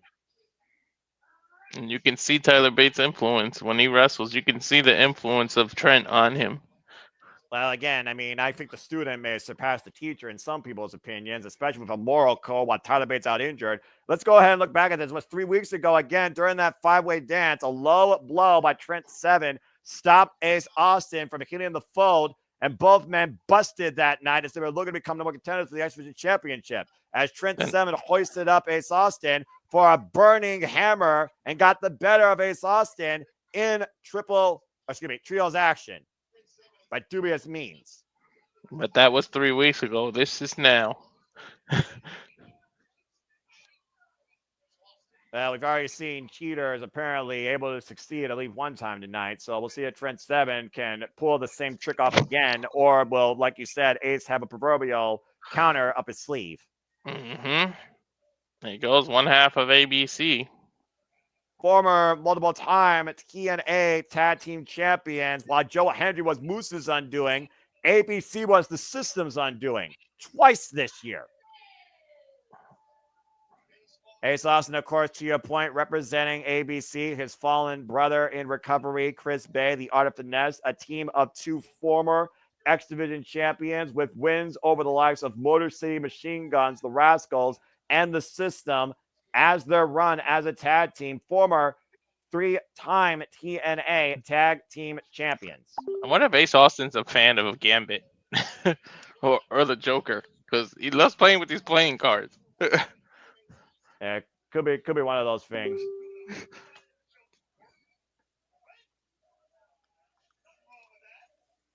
Yeah, a little bit of jaw jacking here. Trent Seven trying to get in the head of Ace Austin again with the disparaging showmanship with Ace Austin's shirt.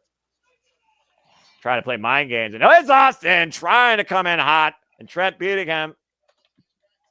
Ace Austin charge again. Trent Seven catch with the chops, ducks underneath. And again, don't blink, folks, because this could be a match also of speed, but also Trent Seven technique.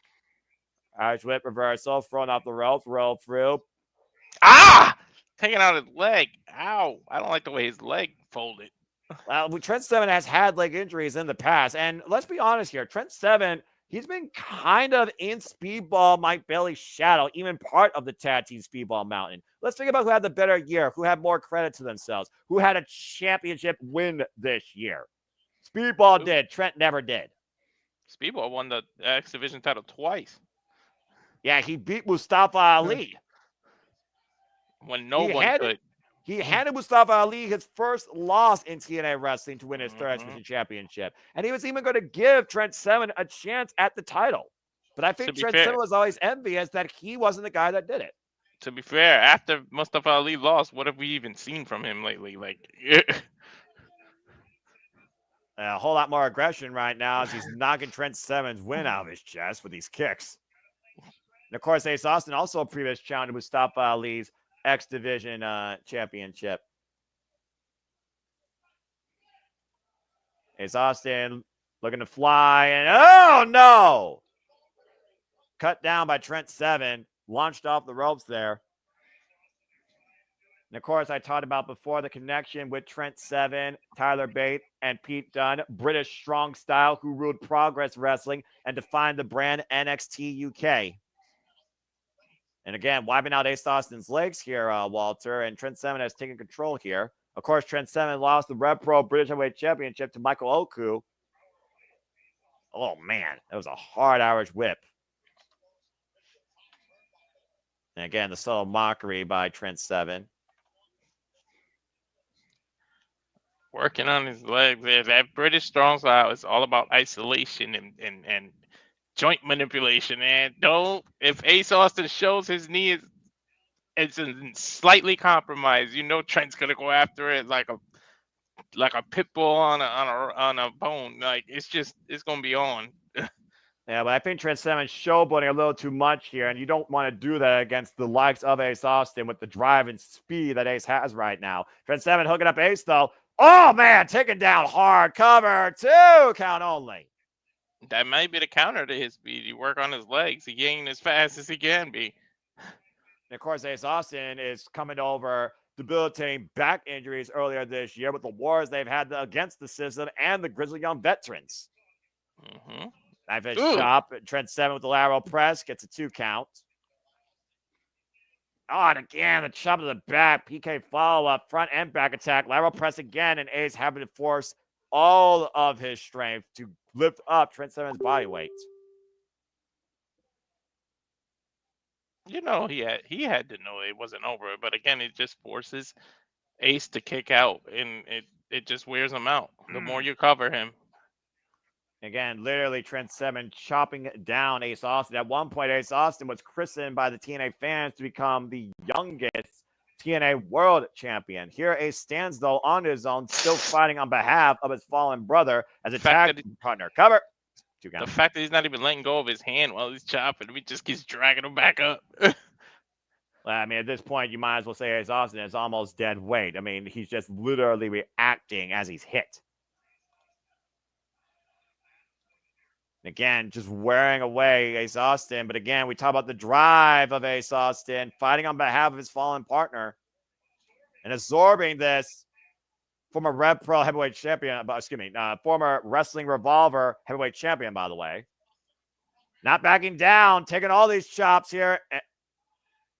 Oh, that was a low DDT. Further down, cover. It gets a count at 2. Little fake out there by the savagery of this veteran of the game, Walter, with the lower chop and the DDT follow-up. Staying on him, too. Oh, he's setting up for the... Oh, no. He's got him the wrong way. He was looking for the burning hammer. I know exactly what you were talking about. Yeah, but I think he was facing him the wrong way. That's why I said, no, maybe he wasn't going for that. It could have been an airplane spin. Shout again to Tyler Bate. And Ace Austin's leg caught. Uh-oh. Oh, man! Damn! He literally just kind of tossed him halfway across the ring with that power bomb. Yeah, that was a running release power bomb. And again, not going for the win here, more going for the insult, and this could cost Trent Seven. Oh, come on, the disrespect. I ain't calling that, Walter. That's just wrong. Period. That's why I got quiet. Again, this is just deplorable. I thought British people have more integrity. We call it disrespect. That's it. That's all we got to say. He's being disrespectful. Oh! Tornado kick here. Yeah, and I think a tube went flying. He literally caught him on the temple there with that boot. Yeah. I mean, kind of like a version of Trouble in Paradise there. And right now, Ace Austin trying to fight back here, center stage, trying to will the another one back in this. And Ace Austin flying into Trent Seven, clubbing lariats here in the corner, welling away one half of the former Speedball Mountain. I think he went more than 10 there. I didn't keep count, but... Hey, he's got till 5. Brian Danielson would tell you that, all right? No, but I mean, usually people go for 10 shots in the corner. I think he went for more than 10. Oh! That kick right to the back of the neck, rolling off the rope to the cover. 2.5 for Ace Austin. Again, if there's one thing you can say about Trent Seven, despite his demeanor, he has toughness. One of the toughest men you will ever meet in that ring. There's a reason why he's been literally a champion everywhere he's gone. He's waiting for Ace Austin to make a mistake here. And after that mistake that Trent Seven did earlier, Trent Seven's paying for it. And all that's done right now is fired up Ace Austin, driving Trent in the corner. And now Trent eating the chops from Ace Austin. Little payback there. What's Ace going for here? Oh, God. Trent Seven perched up on the top rope. Been a very competitive night so far and a very equal game match as I expected. And Ace Austin right now, what in the hell is this? Trent Seven, though, in the better position. Oh, no. Seven, hooking up Ace. Ace escapes. Brock and Trent again with the instant gray as Trent still sits perched on the top turnbuckle. Sorry about that. Lily was calling me to see if I wanted a coffee. And you might need it before this night's over. Just yeah. Ace Austin scouting Trent. What the hell is he looking for here? The run up and up and up. What the take Whoa! on Harris. That was unique. House of Cards driving Trent Seven face first, middle of the ring. Cover. Shoot the half kick on it too. Damn, I thought he had it there, Noah. Again, incredible dynamic athleticism by the former 3-time X Division champion. Mm-hmm. But Trent Seven somehow still keeping himself in this fight. And Ace Austin just mounting Trent right now and teeing off. Trent not able to protect himself. And again, Ace Austin finding off emotion and aggression and adrenaline could lead to a mistake.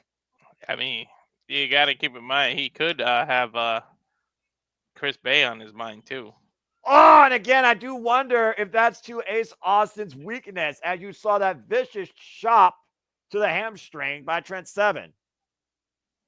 Mm-hmm. Oh, no, wait a minute. No. Now he's going for the burning hammer. Now he's got him in the right position. Oh, my God. No, not here. Oh, my gosh!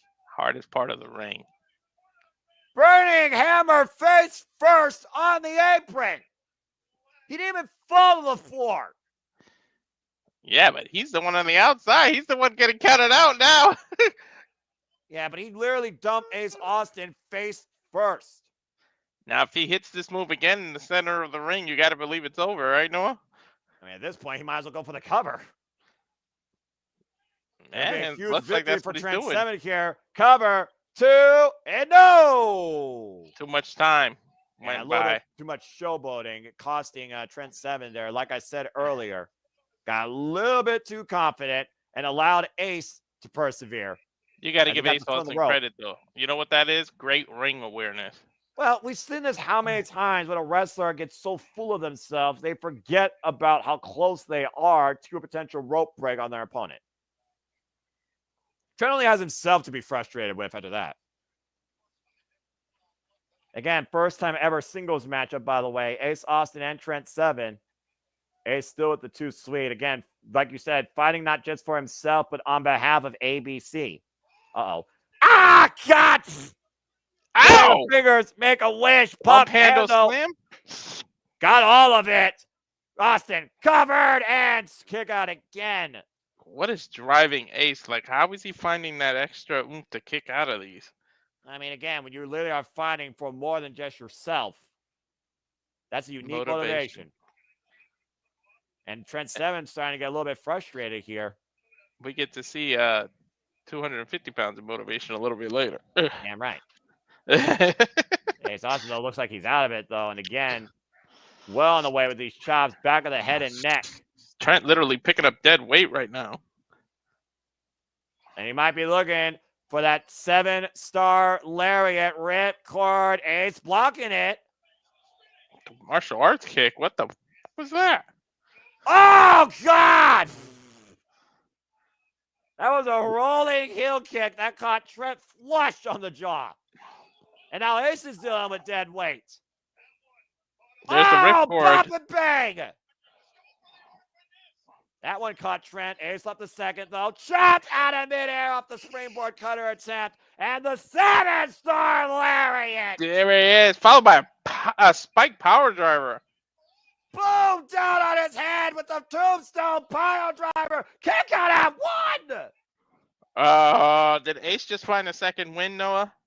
What the Sam hell? What? Well, how did he kick out at 1? Now, come on now. Well, Trent in disbelief. It's been a long time since I've seen that sort of perseverance by Ace. Hanging on to that bandana now. Ace The crowd Austin right telling him now. you effed up right now. I mean, are they wrong? I mean, seriously, he just dished 2 of his best shots back to back, and Ace is still in Burning there. hammer, Noah. Thinking about Chris Bay trying to fight through this. Once again, up on the shoulders. To your point. Lands on his feet, though. Again, pump handle. Caught by Trent. Hooked up. Counter. And now what is freaking going to happen? I mean, what do you do after you see somebody do that? DDT! Look at Ace Austin's chest. Again, this deep in this matchup, I can't believe that Ace is this fired up. Looking for the 1, 2, sweet. Oh, the finesse! There's the 1. And here comes the 2, the fold. The cover. There's the 3. That is too sweet for Ace. The hell of a Ace able comeback. to do it. I mean, he reached deep down into his soul on that one, Noah. Yeah, talk about digging deep down in whatever you have left in your soul to fight, not on just your own behalf, but your fallen bro. You gotta believe it was for Chris Bay. Like, that's the only reason he was able to find that extra.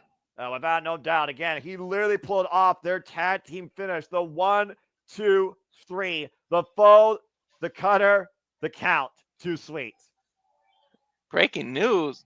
What? Oh, hell yeah. I'm going there. A big, big, massive win for Ace Austin tonight at Final Resolution. Closing out 2024 strong and looking for a bigger 2025 alongside his partner when he returns. Chris Baby proud. We're getting a recap of earlier tonight here. And again, as you saw tonight, it was Kazarian that locked Gresham in the chicken wing and forced the former Ring of Honor World and Pure Champion to tap out after raking him in the eyes. Dubious means for Kazarian to get a win. Crooked to close 2024. Most wonderful time.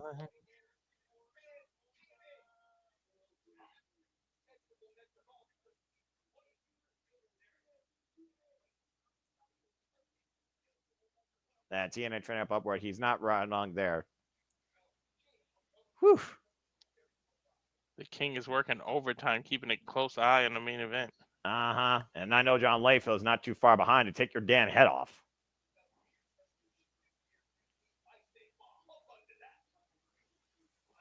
He's playing Scrooge now? I mean, we're not in Canada, but I mean, you know.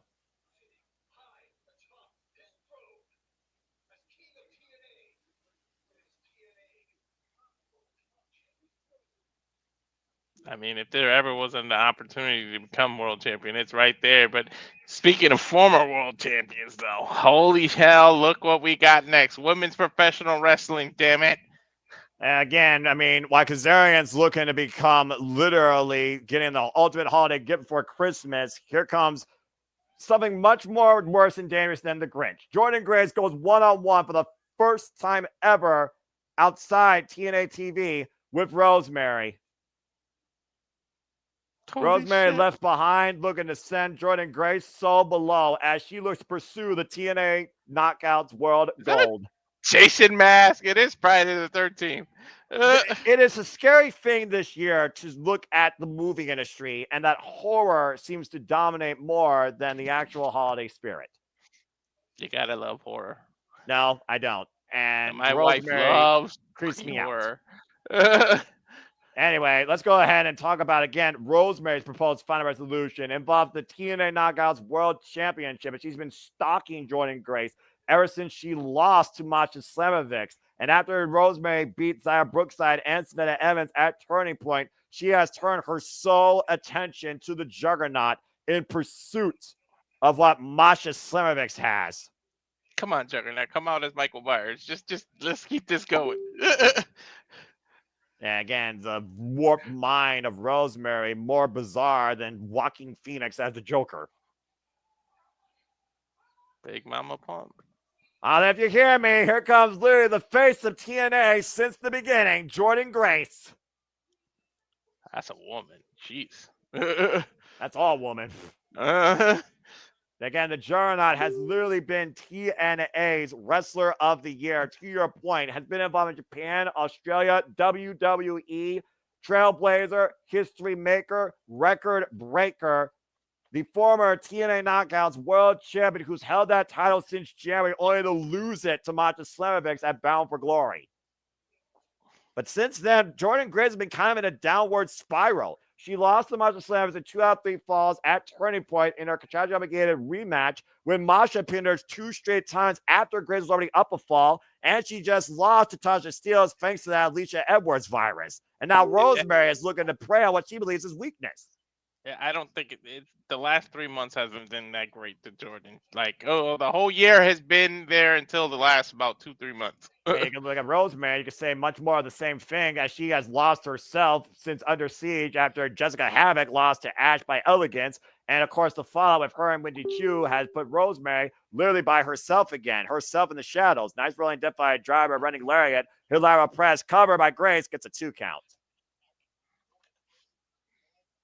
And of course, we saw last night on Impact, Rosemary defeating Saya Brookside. And of course, people have been waiting for Saya Brookside to soar high. And might be looking for that Juggernaut driver immediately. And Rosemary fighting back, though. And Rosemary able to block the attempted Juggernaut driver by Jordynne Grace. Jordynne Grace might be looking for a quick win tonight. And again, we talked about we don't know what the future holds for Jordynne Grace, but I do think our final resolution is to leave with a win from TNA. Yeah, I think that's everybody's final resolution, no? Yeah, but for Jordynne Grace, I think it hits differently. And again, these two have only faced each other one other time, but they've been locked in combat with each other since 2019. But for the Sunset Flip, Power Bomb. What the hell? Unable. Biting her? Yes, she is. Right to the lower hamstring and took Jordynne Grace out. Jaw first across the top turnbuckle. You got to remember who you're dealing with here, Walter, all right? Mm-hmm. And Rosemary now. Well, wait a minute. Now be looking for the tarantula. Grace was trying to set up for the electric chair drop, and Rosemary again reversing the Juggernaut's power. She's taking full advantage of that 5 count.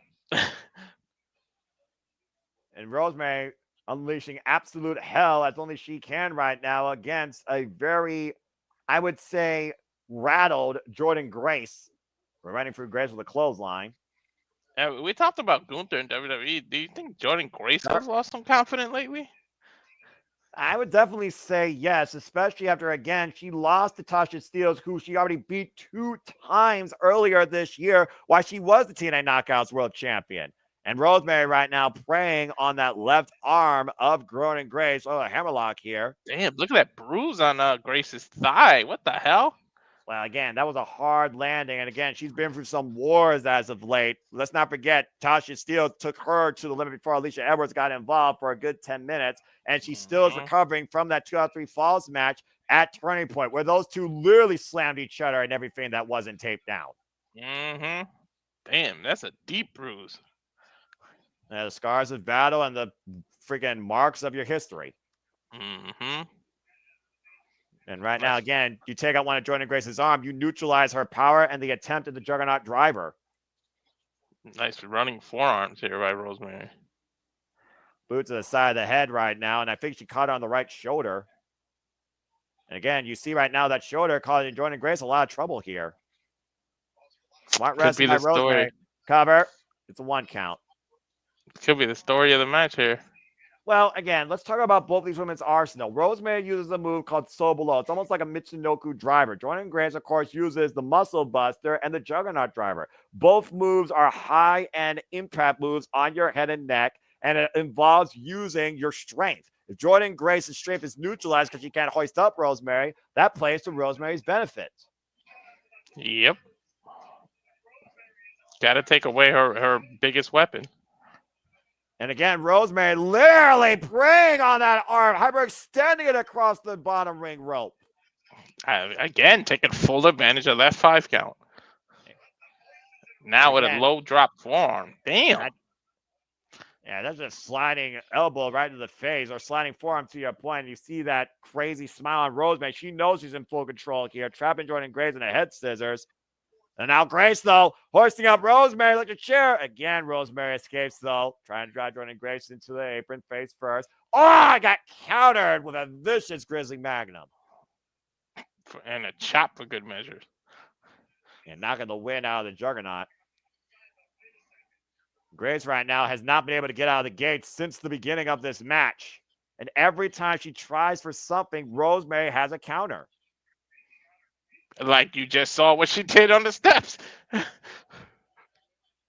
Great wherewithal from the Demon Assassin, Rosemary, who's been involved, honestly, one of the longest tenured knockouts here in TNA since 2016, when she first arrived and aligned with Decay. Of course, Abyss, Crazy Steve, and of course, her running mate, trapped in whatever realm you want to call it, the Bunny. Rosemary would take a count-out victory, knowing her. Count of 5. Well, at the end of the day, Rosemary is doing psychological warfare as well as equal physical punishment. She's got Jordynne Grace where she wants her. And again, really preying on the Juggernaut. She returns in the ring with the headlock here. Sleeper hold applied. Using Jordynne's own arm against her. Look at that. It's also one of those things where Rosemary, again, preys on you mentally and literally using Jordynne Grace's own body to her advantage, added insult to injury. Of course, both arms that Rosemary's worked on this entire match, by the way. Rosemary has literally worked on both arms of Jordynne Grace. Now making her carry her weight.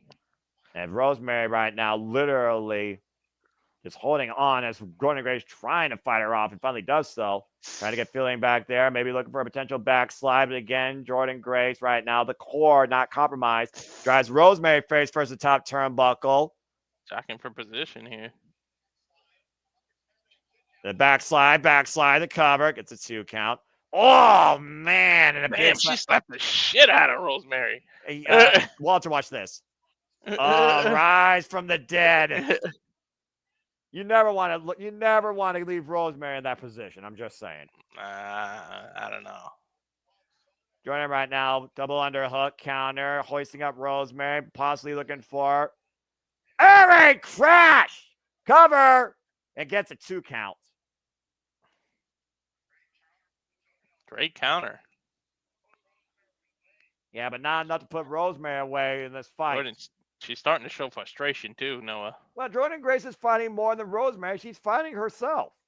Yeah, she's fighting her confidence. She's fighting everything. She knows she's on that skid right now. Oh, God. Big spinning back fist. Fallout short range lariat. Throwing her out of the corner now. Oh, back to the same corner. And hoisting her. Oh, man. Dashes power slam. Looking for that Juggernaut. Bomb and crash into the mat. Nobody home. Oh, wait, she rolled through it, Noah. She rolled through it.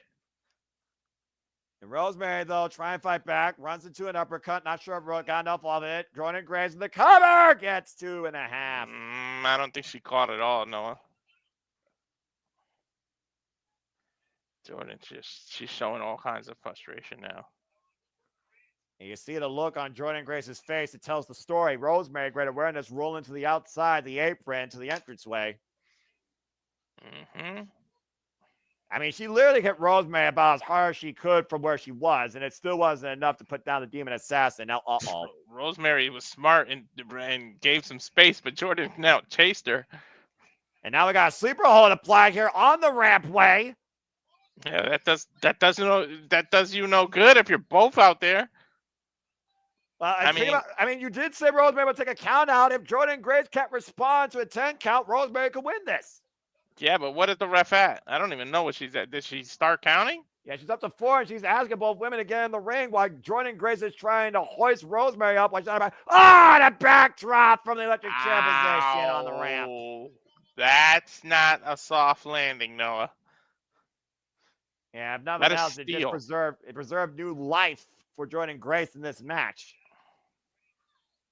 Crawling her way towards the ring, and the referee resetting her count. This match getting very, very dangerous. Back at Rosemary again. Cover with a spear! Cover! That's gotta be it! Kick out at 2 by Jordynne Grace.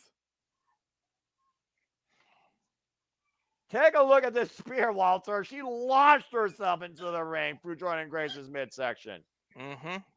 Thank you, my good man. Now trying to look for as above, so below, but back body drop. Jordynne Grace again creating separation, trying to fight back into this. Graves with a big right shot, and Jordynne Graves hoisting up Rosemary in the position for, might be looking for the muscle buster here, and connects! Oh, but she might be too close to the rope. Is it enough to beat Rosemary here? What the hell just happened? Oh my God, is that Wendy too, or is that Tasha Blanchard? But someone just pulled the referee out. Here we got a hooded fiend in Atlanta. It's got to be Tasha Blanchard, Noah. Oh, and Jordynne Graves driven into the ring post. Who the hell is this person? Tell me that's Tasha Blanchard. What the hell just happened? That's got to be Tasha Blanchard. The Rosemary's not even doing anything. She's just watching this assault. Wait, what the hell? Oh, DDT! Hammerlock DDT! Wait a minute. No. No. You can't be serious. Check the back. Oh, my damn. Tasha Blanchard! It's her! The former what the fuck TNA Knockouts and TNA World Champion is back in TNA! The rumors are true! Hell has fucking froze over and a nuclear bombshell has arrived in the impact zone! Tasha Blanchard is back! What? What? Holy shit! What the fuck?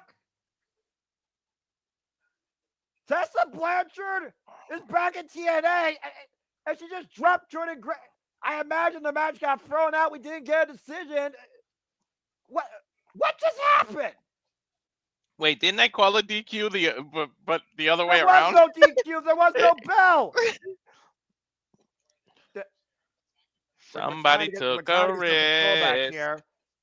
Can you give TNA some credit? They took a risk with all the rumors and everything that nobody wanted to sign this woman. Everybody wanted to stay away from her. Look.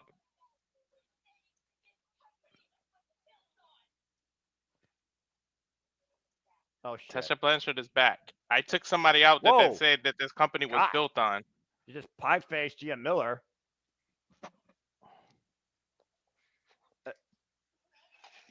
What the hell is that about, though? Like, why now, Noah? I mean, it was a long time. Nobody expected this or saw us come. We were talking about, names that have stepped through TNA and names in the Knockouts division to challenge for the championship. But the women's division the Knockouts division just got a boost to the arm, though. Well, man. Now we got to reset. I imagine that match was ruled as a no contest. We gotta move forward, Walter. But I guess we throw that out in the prediction league. Decision, that match is officially thrown out of predictions league. As we get ready now for our fatal four-way number one contenders match for the TNA World Championship, the winner gets a shot at Genesis. Eric, I need to compose myself for a second. Damn, what the hell? What the fuck?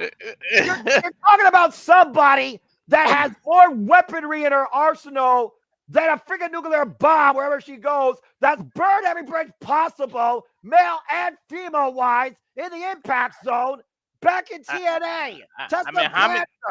How many times did you read that she had too much baggage and that people were afraid to sign her? And look, she's here. What the hell's Eric Young doing out here? I mean, we saw Eric Young. We gotta reset here. We saw Eric Young talk to Steve Maclin earlier about how he's rooting for Maclin here, and he has that incredible respect for Steve Maclin. And again, Steve Maclin, Josh Alexander, Mike Stanton, Joe Hendry all have a chance to become the new one contender for the TNA World Championship at Genesis. But boy, is that going to be reaching headlines tonight. Holy shit. Well, we'll reset when we hear that certain song. Yeah, no doubt about that. As the realist makes its way in the impact zone, undeniable forever, former Slammiversary main event player who had a war with Sami Callihan to win the TNA World Championship, and a former record-setting TNA Knockouts World Champion, Tasha Blanchard, is back in TNA.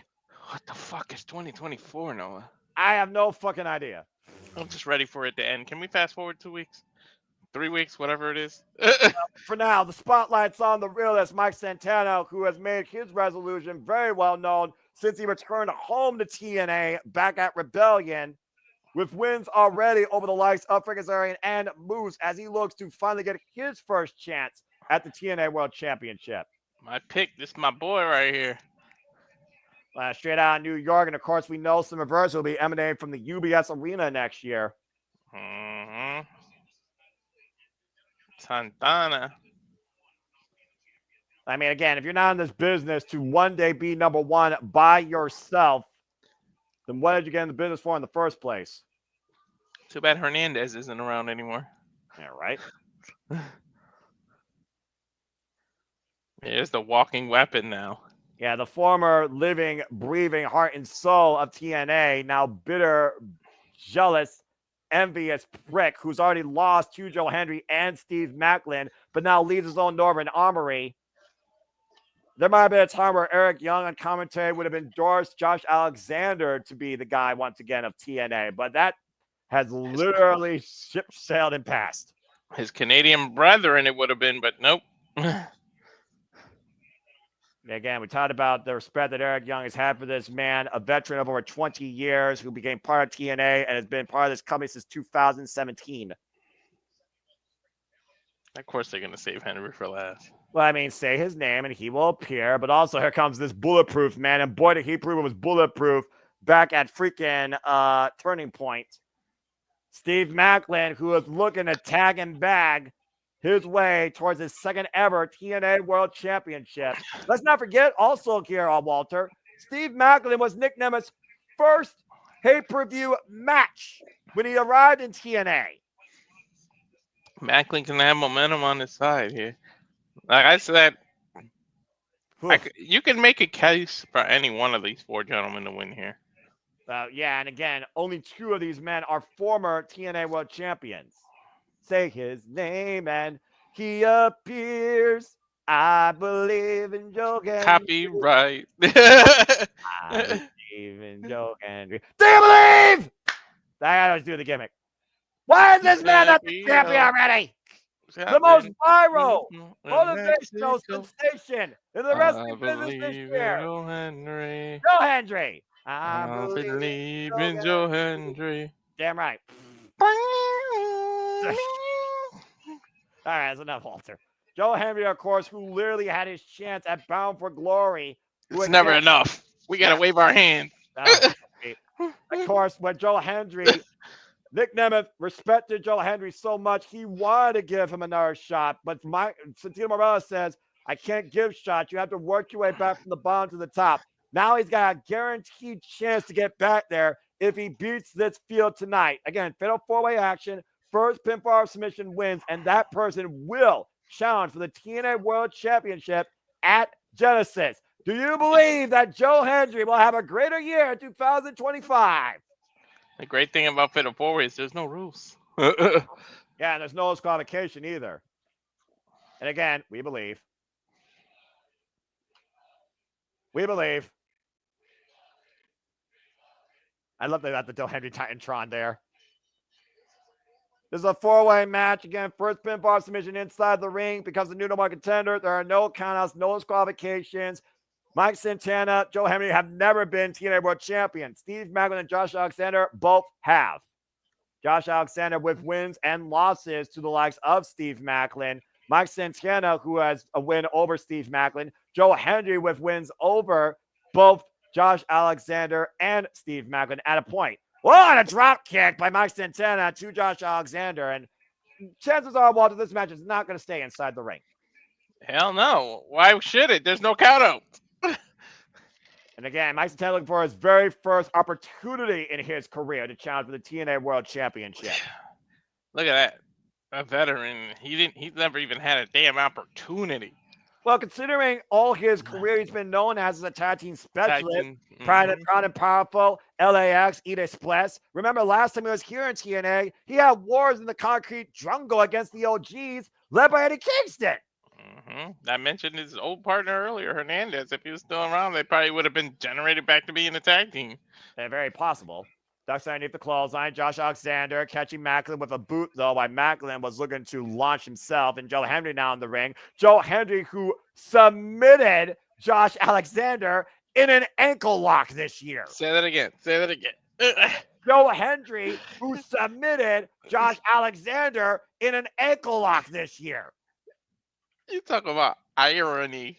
Hey, that's what you get for costing Joe Hendry everything at Slammiversary. And Mike Santana jumping in now. Sidestep, and Maclin now front of Josh Alexander. Looks like all three men have isolated the former TNA World Champion. Pop-up powerbomb, neutralizing the walking weapon. Mm-hmm. Now, this is unique right here, though. The fact that, again, you know the respect all three of these men have one another, but you know what the goal is at the end of the day.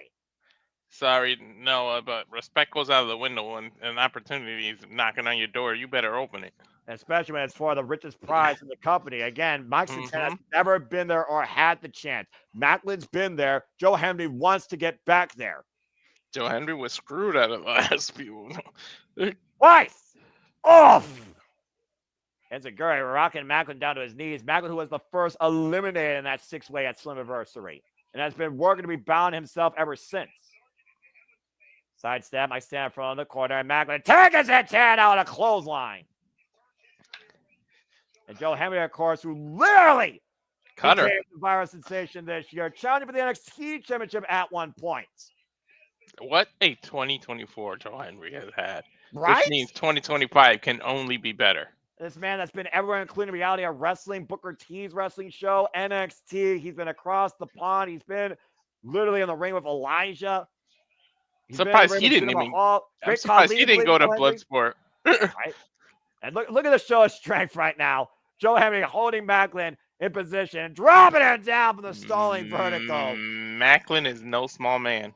252 pounds of pure motivation right there demonstrated. Once again, here comes Josh Alexander to ruin it. He's always got to ruin that moment. He's literally ruined Joe Hendry's moment in that fatal four-way. Wasn't he the one who pinned Joe Hendry? Yeah, he literally low-blowed the man and eliminated him at Slammiversary. And meanwhile, chain reaction, we had the scud by Maclin and Santana coming in, wiping out Maclin, and Maclin dropped down on the barricade. Watch out, that audience. Barricade is collapsing. You're right. Santana fixes it for the crowd. You know, we don't want no innocent casualties here. I am curious, though, if Josh Alexander will use the Northern Armory to his advantage at some point here, considering this no disqualification. Alexander just stopping Santana mid-move. Oh, no, and Josh Alexander is employing Kurt Angle tactics here, locking Maclin in suplexes. About to say, Eric Young knows what that ride feels like. 4. Oh, God. 5. Keep going, Walter. Flex City, man. Eat your heart out, Brock Lesnar. 6. Right? Yep. This is ridiculous. He's going to go for that perfect 10. 7. If he does 30, because he gets all 10 or 3 of them.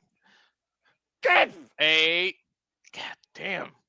And again, how much is this taking out Josh Alexander, though? We talked about before. 9. The man is a cardio machine, though, Noah. Well, I know he went 60 minutes, but he lost against Nick Nemeth. This is ridiculous. We've seen him do Iron Man. Oh, he can't get the 10th. Well, Maclin fighting back, though. Meanwhile, finally creates separation. Good grief. Sidestep. Clubbing shot to the back of the head and neck of Josh Alexander by Maclin. Teeing off against the walking weapon. Driving him like a railroad spiking through that top turnbuckle. Well, that's set an impact on your spine there.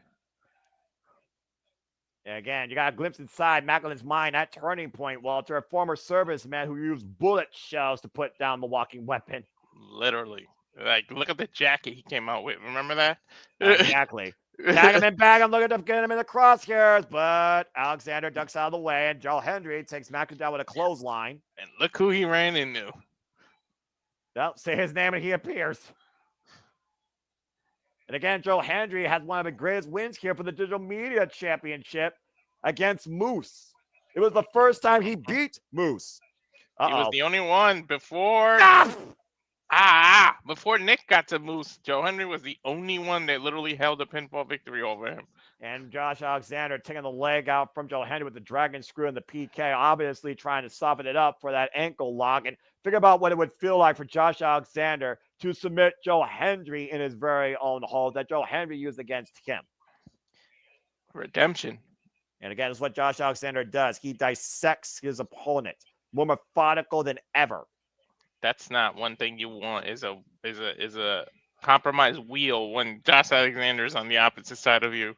You know, it still surprises me that Josh Alexander thinks the TNA faithful turn on him just because they believe in somebody more than him. He's like, you can't accept the fact that there's another person favorable amongst the TNA faithful. You're the guy that lost the title due to injury and couldn't get it back once you returned. Why don't you look in the mirror and blame the very person whose fault it is? A beautiful sidestep by Joe Hendry. No, it's Fate's fault. It's not his fault he was injured, though. Fate's fault. This is the dude. This is life. This is the business. All right. It's not ballet, like I said. You know what you go for. Oh, rolling elbow. Every time you go leave your house, you're at risk for that. Well, you're at risk in life in general. Mm-hmm. That was a ridiculous rolling elbow by Josh Alexander, rocking Joe Hendry's jaw, getting a 2 count. It looks like Josh Alexander has isolated Joe Hendry right now in the ring. Alexander's been on nothing but an absolute warpath since creating the Northern Armory with Sinner and Saint. I know winter is coming with AEW, and thank you for the simulcast of people that tuning in, but fuck winter, man. It's cold.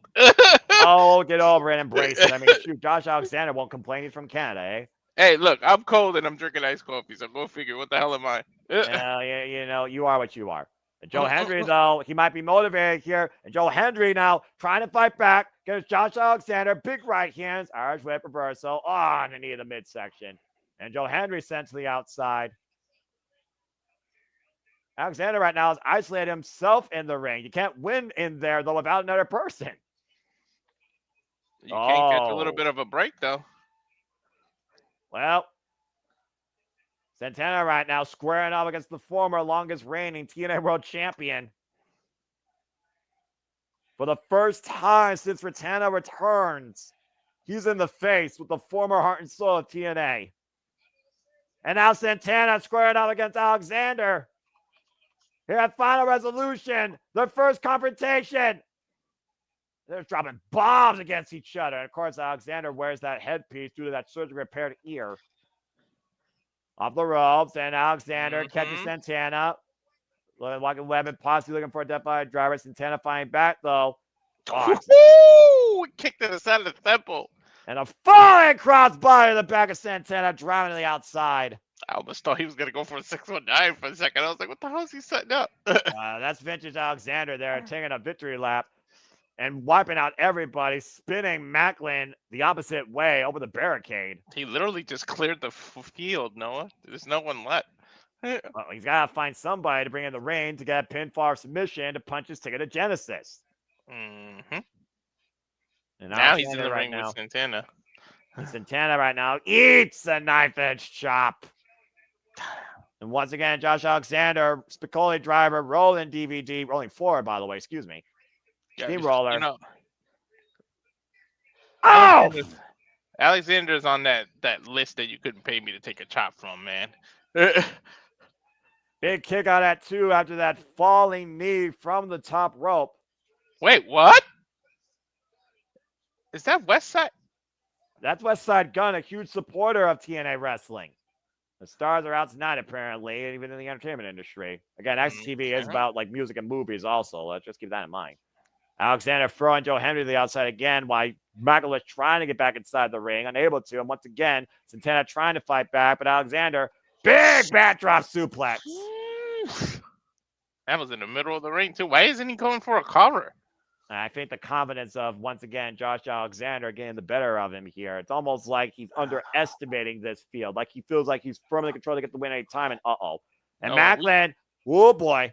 We talk about, whoa, that knocked out of the ramp! Human suplex on the unforgiving, ungiving entranceway to your point. Sorry, before that happened, I was going to say, like, you got to take, with a fatal 4-way, you got to take any little advantage you have. You should be going for those covers when there's no one anywhere near the ring. That might cost Josh Alexander later. Especially when you think Joe Hendry right now is literally disposed of. Get to the midsection. Looks like he finally might be looking for the killing shot. Looking for that C4 spike, double underhook, pile driver in front of Eric. Yeah, like you said, especially when Joe Hendry's out. Like, no disrespect to the other 3, but that's the biggest threat. Oh, no doubt. Everyone believes and everyone wants to see Joe Hendry win the title. Oh, rolling cutter. Reverse rolling cutter. Cover by Santana. Almost got it. Damn. Almost pinned the former TNA world champion. But you see what I mean? See how Santana took advantage and covered immediately? You cannot take chances in a fatal four-way.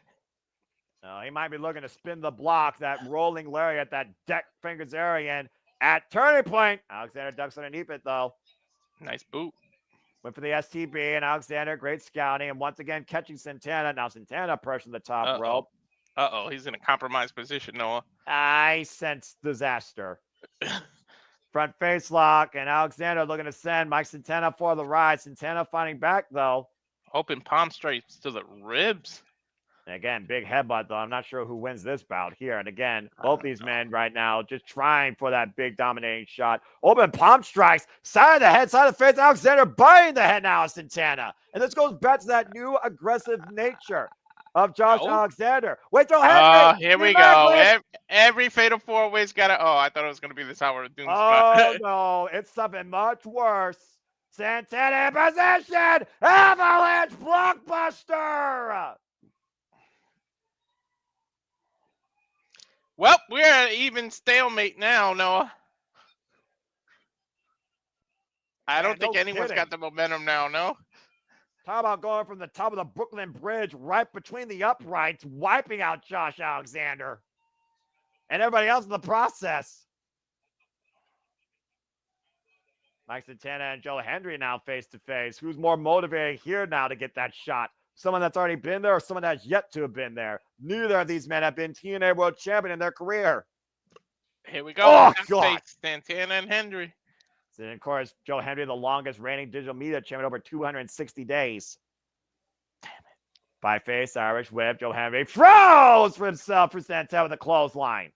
He's been digital media champion, but never the world champion. And this been screwed out of his opportunity time and time again. So he needs one more chance. Fall away slam here. Kick up. And Joe Hendry is motivated here to turn and tell you all once again to believe. The crowd is believing too.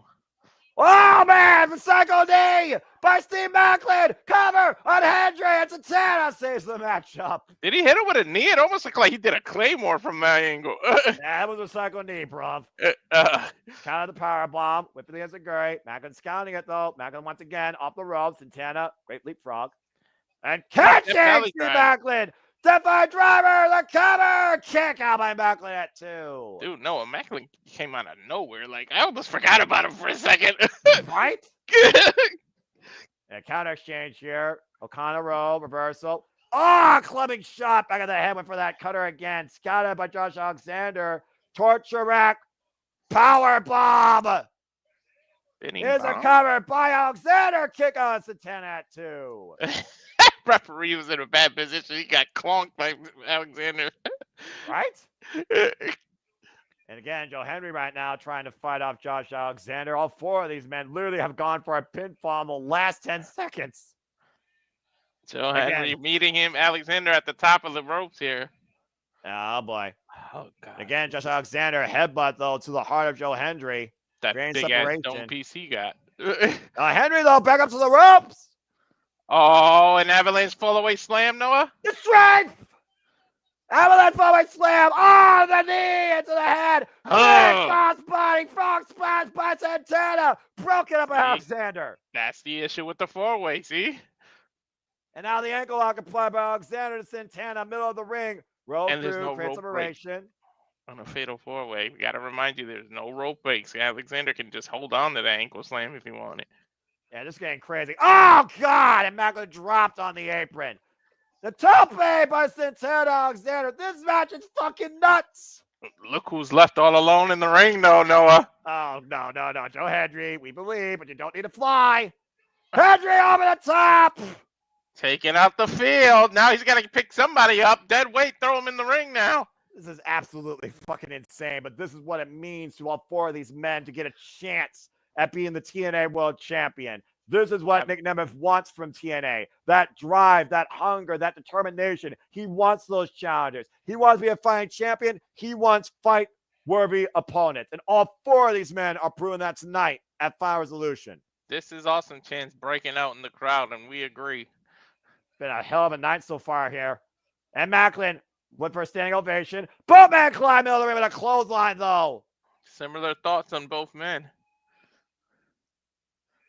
I thought This somebody was one- in that top corner the way the camera cut.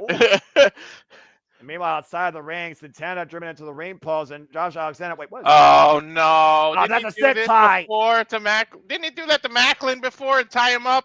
Yeah, exactly. He literally tied him up. But look at this, though. He's tying Mike Santana. He's not tying his hands together. He's tying Santana to literally a steel railing away from the ring. Some stairs or something around there. I mean, What the hell? He just took Santana right out of the match, pretty much. No, I hate to admit it, but smart strategy. You just neutralize one of your opponents. Well, actually, I don't think that Josh Alexander knows how to tie the zip tie in order. I don't know if he'd say, but I don't know, but. And right now, again, we talked about right now how Josh Alexander's frustration getting the better of him, trying to tie Mike Santana to that stair railing, to your point, away from the ring. Well, what is Alexander doing, man? This spot is taking too long. Well, I mean, again, he's having trouble, and Steve Maclin and Joe Hendry are out. It looks like he finally got Mike Santana where he wants him, though. Well, there goes my pick, huh? He incapacitated Mike Santana. Mike Santana went nowhere to go, still trying to fight back as Josh Alexander took his headpiece off, but Mike Santana is trapped. Wait, look inside the ring, though. I mean, we've seen... That might bring up a trauma response by Maclin, you know? And Joe Hendry caught in the crosshairs while Maclin's looking for KIA. Meanwhile, comes Josh Alexander. Oh, the low blow! And that might be it. Literally looking at Mike Santana. Hook it up. Wait a minute. Joe Hendry. No way. No way. It's a celebration! Cover. Joe Hendry has done it. You believe, Noah? Yes, I fucking believe. And I told you all to believe. Damn it. Joe Hendry will be TNA champion in 2025. Mark my fucking words. Say his name and he appears poor. You got to feel bad for Santana, man. I do, but hey, Josh Alexander's hubris bit him in the ass once again. Joe Hendry prevails, and Joe Hendry is now, once again, #1 contender for the TNA World Championship. But who does he face? Francis or Nick Nemeth? Of course, it's Nick Nemeth, but you know. Four-way, Walter. Right place, right time, right opportunity. Dude, I just realized I didn't even have the graphic up that whole time.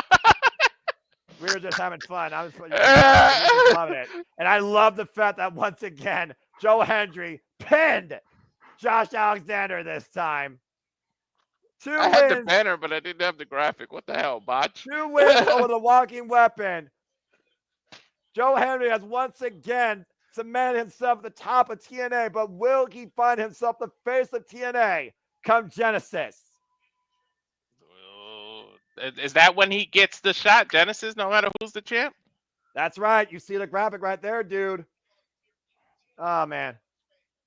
Oh, God. I love this. I love this fucking company. I love professional wrestling, damn it. What a match. That was my match of the night. Chris Bay. Again, we talk about Chris Bay, of course, the Art of Finesse. We wish our best in this holiday season and the speediest of recoveries. And again, you guys can support Chris Bay. There's a GoFundMe out there. There's also charity events coming up, courtesy of Smash Wrestling. So anything you can, whether it's spiritual, whether it's monetary, whether it's even social, please show your support for TNA Wrestling and for Chris Bay. And we wish the Art of Finesse all the best and hope he comes back soon and the ABC can once again rule the tag team scene of TNA. I mean, oh, man. At least TNA is taped because they didn't show that injury, right? Yeah, that is correct. It literally happened. Oh my God. Wait, were you there though when it happened or no? No, Oh, okay. no, I was not. I think it was during the tapings, and I was not there that day. My friend Paul was though. Did he tell you how it was in person? Yeah, of course he did. He told me he had a lot of fun at the tapings. It wasn't as, full as Bound for Glory, because that's kind of what happens with the fallout after the pay-per-views, but it's still a hell of a good time. He saw Wendy Chu versus Rosemary. He saw Masha Slamovich and Jordynne Grace versus Tasha Steelz and that Nat Alicia Edwards. So, I mean, he saw Hijo de Kingo, who also got injured that night. As right now we got more to brief both with of this them video got hurt. package. Cementing, again, ABC's year. Oof. They tell you how the air must have got sucked out of the room instantaneously, man. Well, not just the fans, but the entire locker room. Again, go support Chris Bay today. The GoFundMe, there's a QR code. You can go to gofundme.me/A09E8855. What hell of a night tonight. I'm going to assume the tag match has to be next, right?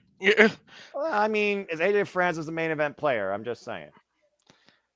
Not really. I mean, we got to give him his due, right? I guess. Just get it over with. Well, again, I'll give Nick Nemeth credit where credit's due. He's a fighting champion. He welcomes all challengers, even if we don't welcome all the challengers. And he truly has become the face of TNA to prove how just damn good he is ever since leaving the E. And hasn't looked back. But this tag team match, I mean, the system are 2-0 tonight, Noah. Like, could they make it to 3 and clean sweep it here? Well, I mean, we'll see soon enough if that match comes up next. We got a great motivational promo here by Nick Nemeth, who, I don't know about you, I don't think he could be more fired up to get past tonight, knowing that once again, he gets to go one-on-one with Joe Hendry. We know how much respect Nemeth has for Joe Hendry, and we did not get a true, clean one-on-one finish. We don't know who the better wrestler is. We now get a chance to truly find out once again at Genesis if he beats Flop Dollar. He respects him, but guess what it does? He proves himself when you can beat a man that Joe Hendry, that people believe. I didn't mean that either as a pun, but people that believe is the face of the company. If you can beat him one-on-one cleanly, what does that say about Nick Nemeth? It solidifies his title reign, doesn't it?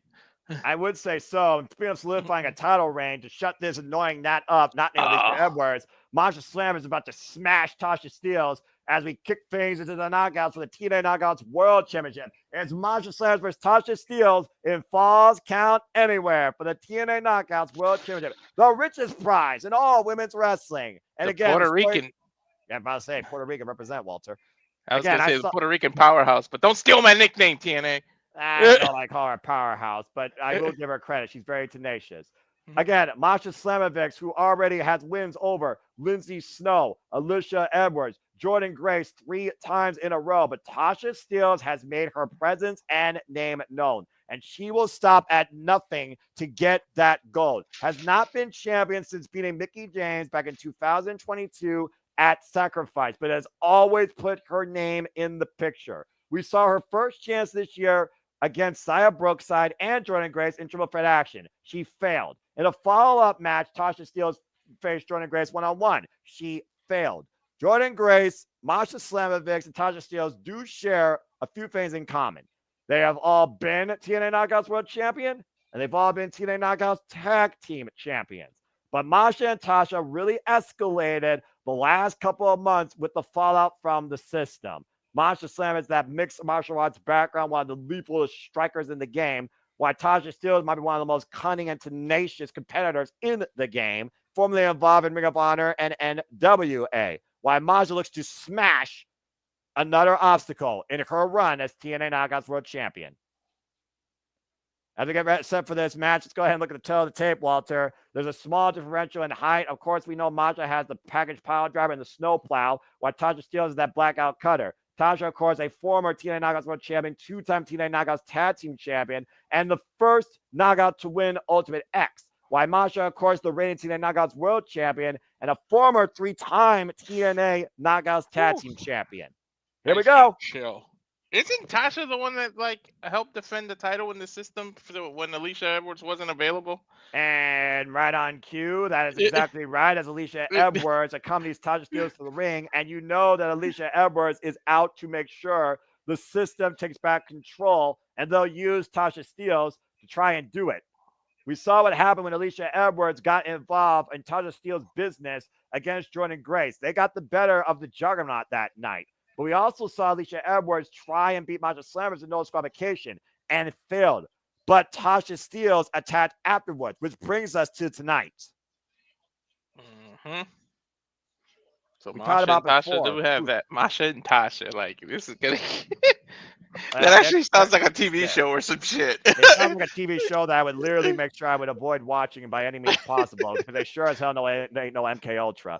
And again, we just talked about the Knockouts picture last night with the likes of Danny Luna, Jody Frett, Kelly, Albert Kelly, freaking what is it, Kylan King, who's still out injured, Taylor Wilde, Savannah Evans, Zaya Brookside. There is so much more upside towards opponents, challengers, and storylines with Masha leading this division.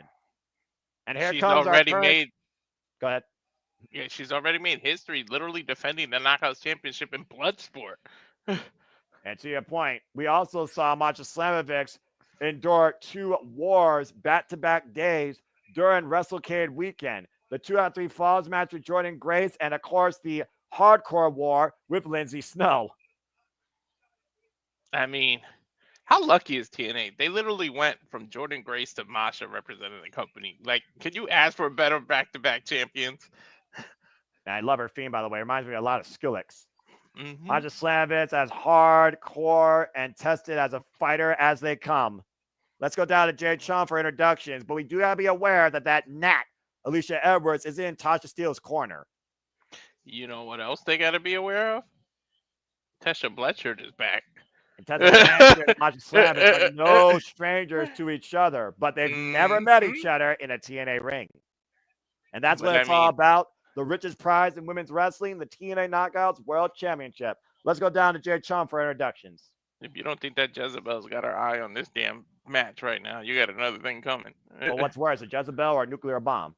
Wait. What? Hold on. What? Huh? What? Santana Morella? I don't know. You're 40.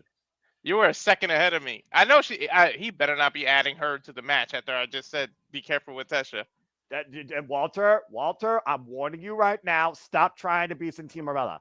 By the way, can we give a shout out to Santino Morella, best GM this year? We love Santino.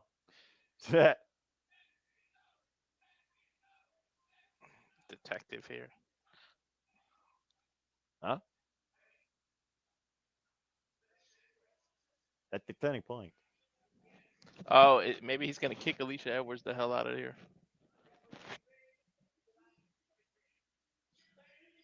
About to say, remember when she was banned from ringside and she didn't respect the decision?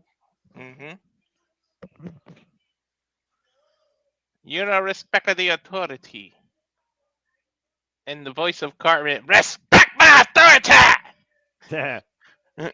Tonight.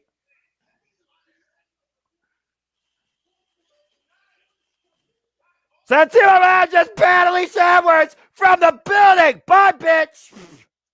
Yeah, you're like a half a second ahead of me.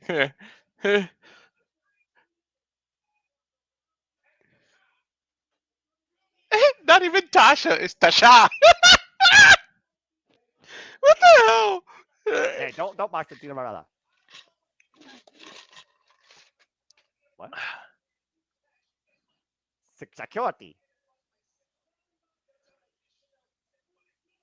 Security. Wait, are we getting a lumberjail match, basically? I don't know. Lemon squeezy. I want a clean finish.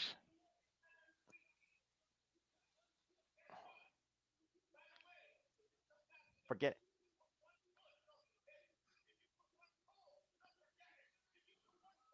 Hell yeah! That's even better. Fire that bitch. She breaks your authority. This one would be better on Alicia Edwards in TNA. If you put one toenail. Good riddance to that annoying gnat. Did he just pick her up? Yes, he did.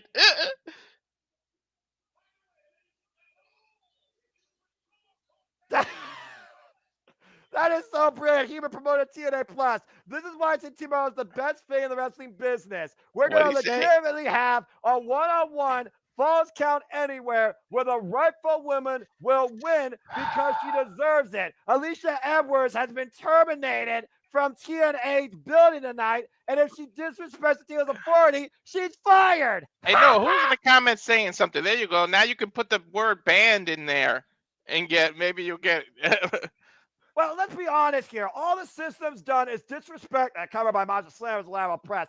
All the system's done is run roughshod over Santana Marella. That is not how you respect authority. The system does not control TNA. Santana Marella does. He is the director, and he directs authority. You don't officiate over authority. I don't give a damn who you are or what you have. And Alicia, as for covered by Masha, and Alicia, as far as I'm concerned, has had nothing this entire year. The only reason she had something was because she took advantage of Masha Slamovich. So Santana Marella was right in everything he just did.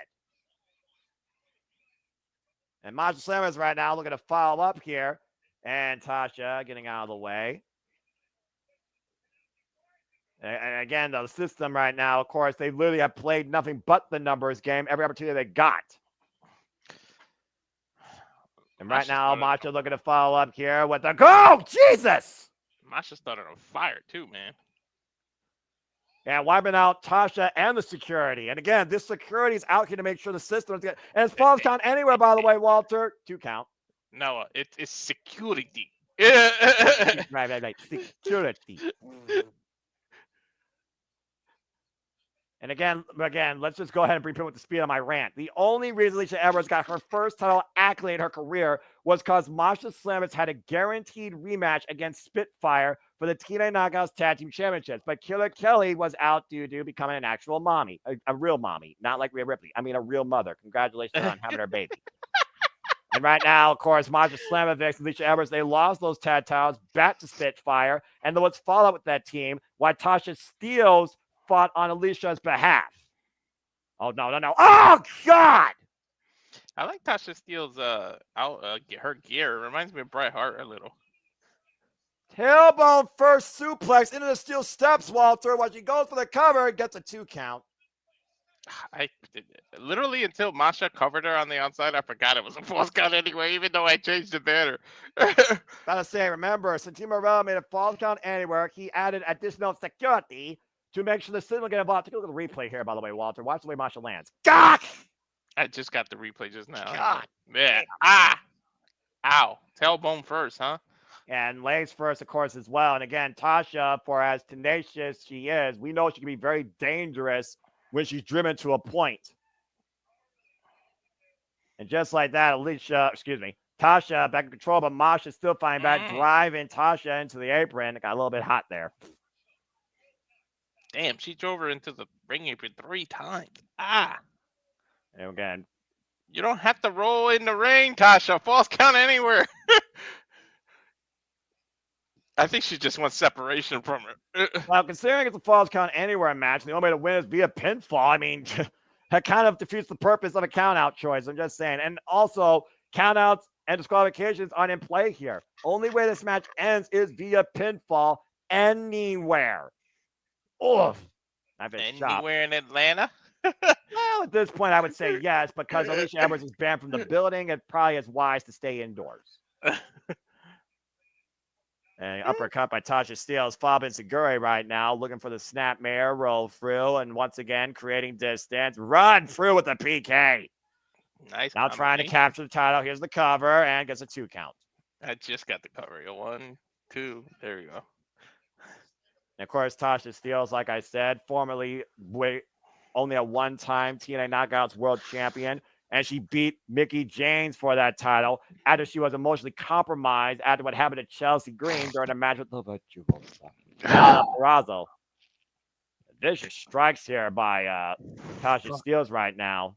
Fuck technology, because we were in sync, and then it's like for a second we lose it, then we get in sync again, and then I don't know. It is what it is, bro. If we're having a good time, 1 segment's not going to kill us. You're pretty much on point with me. You have been an incredible analyst, and you really have come into your own, not just leading this fun little YouTube venture we started into its own way and funding it. God bless you. But you really have come into your own as an analyst, too. And again, you talk a lot about Tasha Steelz for certain reasons. Your mamacita list growing by the day. Big pump kick to the face of Tasha.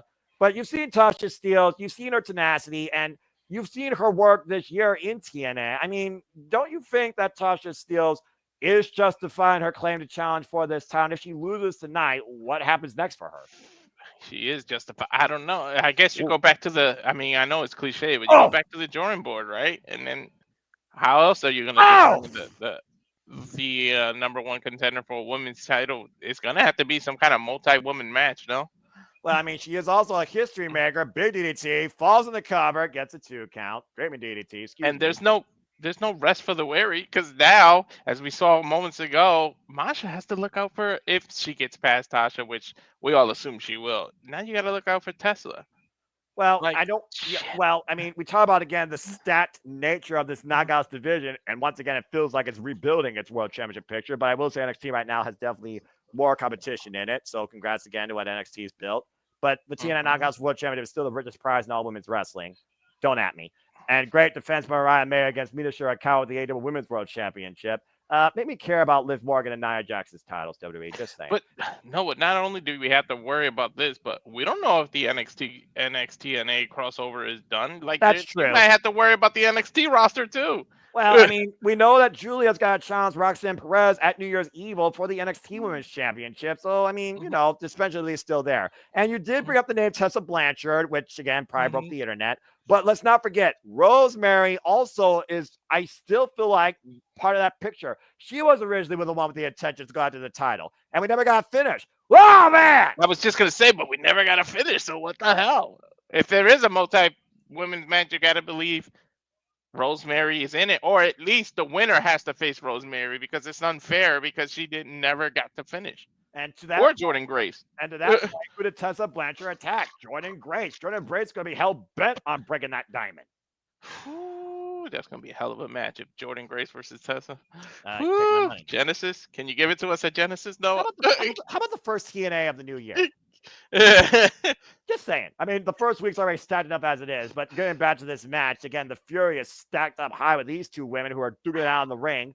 Masha with a big elbow strike. I get the impatience, but I think that's pay-per-view worthy. So I do agree. I do agree. And TNA knows how to book pay-per-views better than any other company. Tonight proves it. Good grief, Masha lighting up Tasha.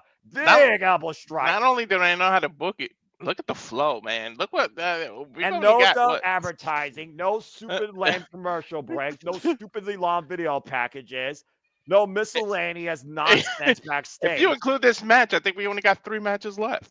I believe you are correct. And once again, the rolling kick taken down Natasha. Cover right to the face and gets a kick out too. That all right, all kayfabe aside, man, that's dangerous. The heel of her boot literally hit Tasha right in the middle of the nose, man. You could move. I mean, again, falls count anywhere. And considering how much heated Tasha Steelz made this with Masha, Masha don't give a damn. You know that. I know, but that's dangerous. Well, Masha is also one of the most dangerous competitors in the business. Let's just put it out there. Hold on. I mean, go ahead. Every time you get in the ring with her, you're literally playing Russian roulette. And rigging the eyes there by Tasha Steelz again.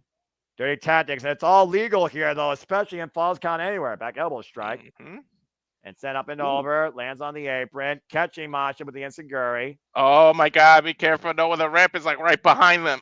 Yeah, we've seen that ramp use enough tonight. And Oh, no. Oh, no. Trying to hook Masha up for a draping. DDT. Masha flying back, though. Trying to change position. Both women on the apron. And Tasha driven into the ring post. Not only the ramp itself, but the sides are kind of lifted up. I don't know if those are lights or whatever, but I mean, it's dangerous over there on that ramp. Yeah, those are lights, by the way, off the sides, to your point. And I do agree. Oh, rising knee strike. And Masha is looking for that package pile driver on the apron. Tasha fighting for her damn life. And now biting the thigh of Masha. Again, you do whatever you have to do to survive, I suppose. By any means necessary. Oh, no way. Steelz looking for a gosh-style pile driver? The cameraman's one lucky son of a gun. Focus here, Walter. Show your oh, wait a minute. Masha got Tasha up, and what the hell is this?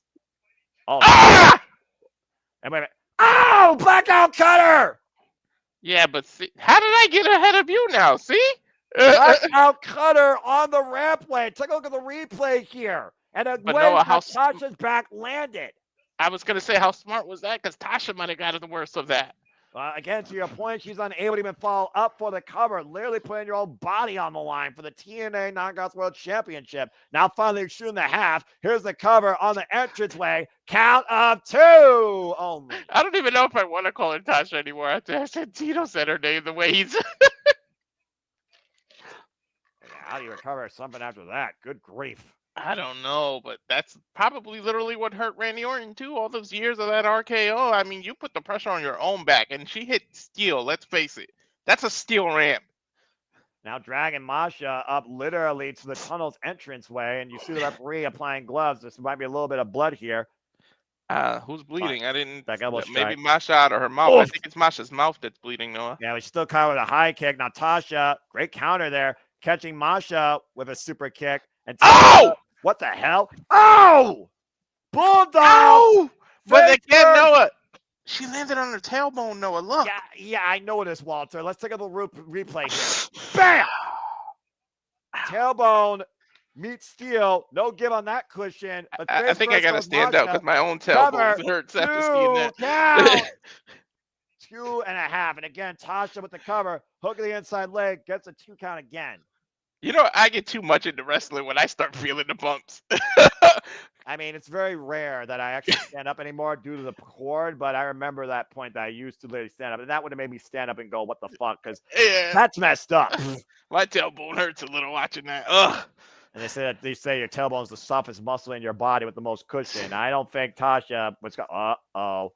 And you talked about the danger of Masha Slamovich. She's feeling it. She's nuts. Gonna face first again in that steel ramp. Oh, and a massive headbutt. Blocks the shot. And Tasha, oh, dear God, what the hell is this? Ooh, she slid. Stand up for that blackout cutter. Big headbutt, though, to the torso of Masha. This is dangerous territory here. Pushed up again. Oh, I caught the knee. And the rebound. Hook her up. Pile driver on the ramp. Cover. 2. It's got to be it. Smashes Tasha. Oh, that's dangerous. Pile driver on there. What was that match took place on that ramp? Shit. That hurt. I mean, that hurt me watching. Again, Walter, they're going to take the fight anywhere they want. They chose the hardest part of the building. That steel rampway. And Masha Slamovich just packaged power drive Tasha Steelz into oblivion. Women's professional wrestling, damn it. You're goddamn right. Masha Steelz, still TNA Knockouts World Champion, and there is some bruising. And I'll say it again, the women's division, the Knockouts division just got an injection in the arm, too. And no kidding. Still TNA Knockouts World Champion, Russian Dynamite. Congratulations, Masha Slamovich. Thank Christ. She's got no rest, though. Masha's got no shortage of challengers, Noah, at all. Well, considering challengers, let's go ahead and change gears now. You talk about the system 2 and 1. Now we switch gears to a whole different extreme. A team that Masha idolized when she was a kid. The Hardys. It's time for the Hardys versus the system for the TNA Tag Team Championships in a tables match. Now, of course, the story here, you all called Bound for Glory, where I looked at the charismatic Nemeth's mind live and saw the Hardys reach the summit, beating the system and ABC to once again become TNA Tag Team Champions, while the system was left in the rubble. I honestly didn't expect that, man, but I'm glad this little resurgence. I just hope Jeff doesn't do anything to mess it up.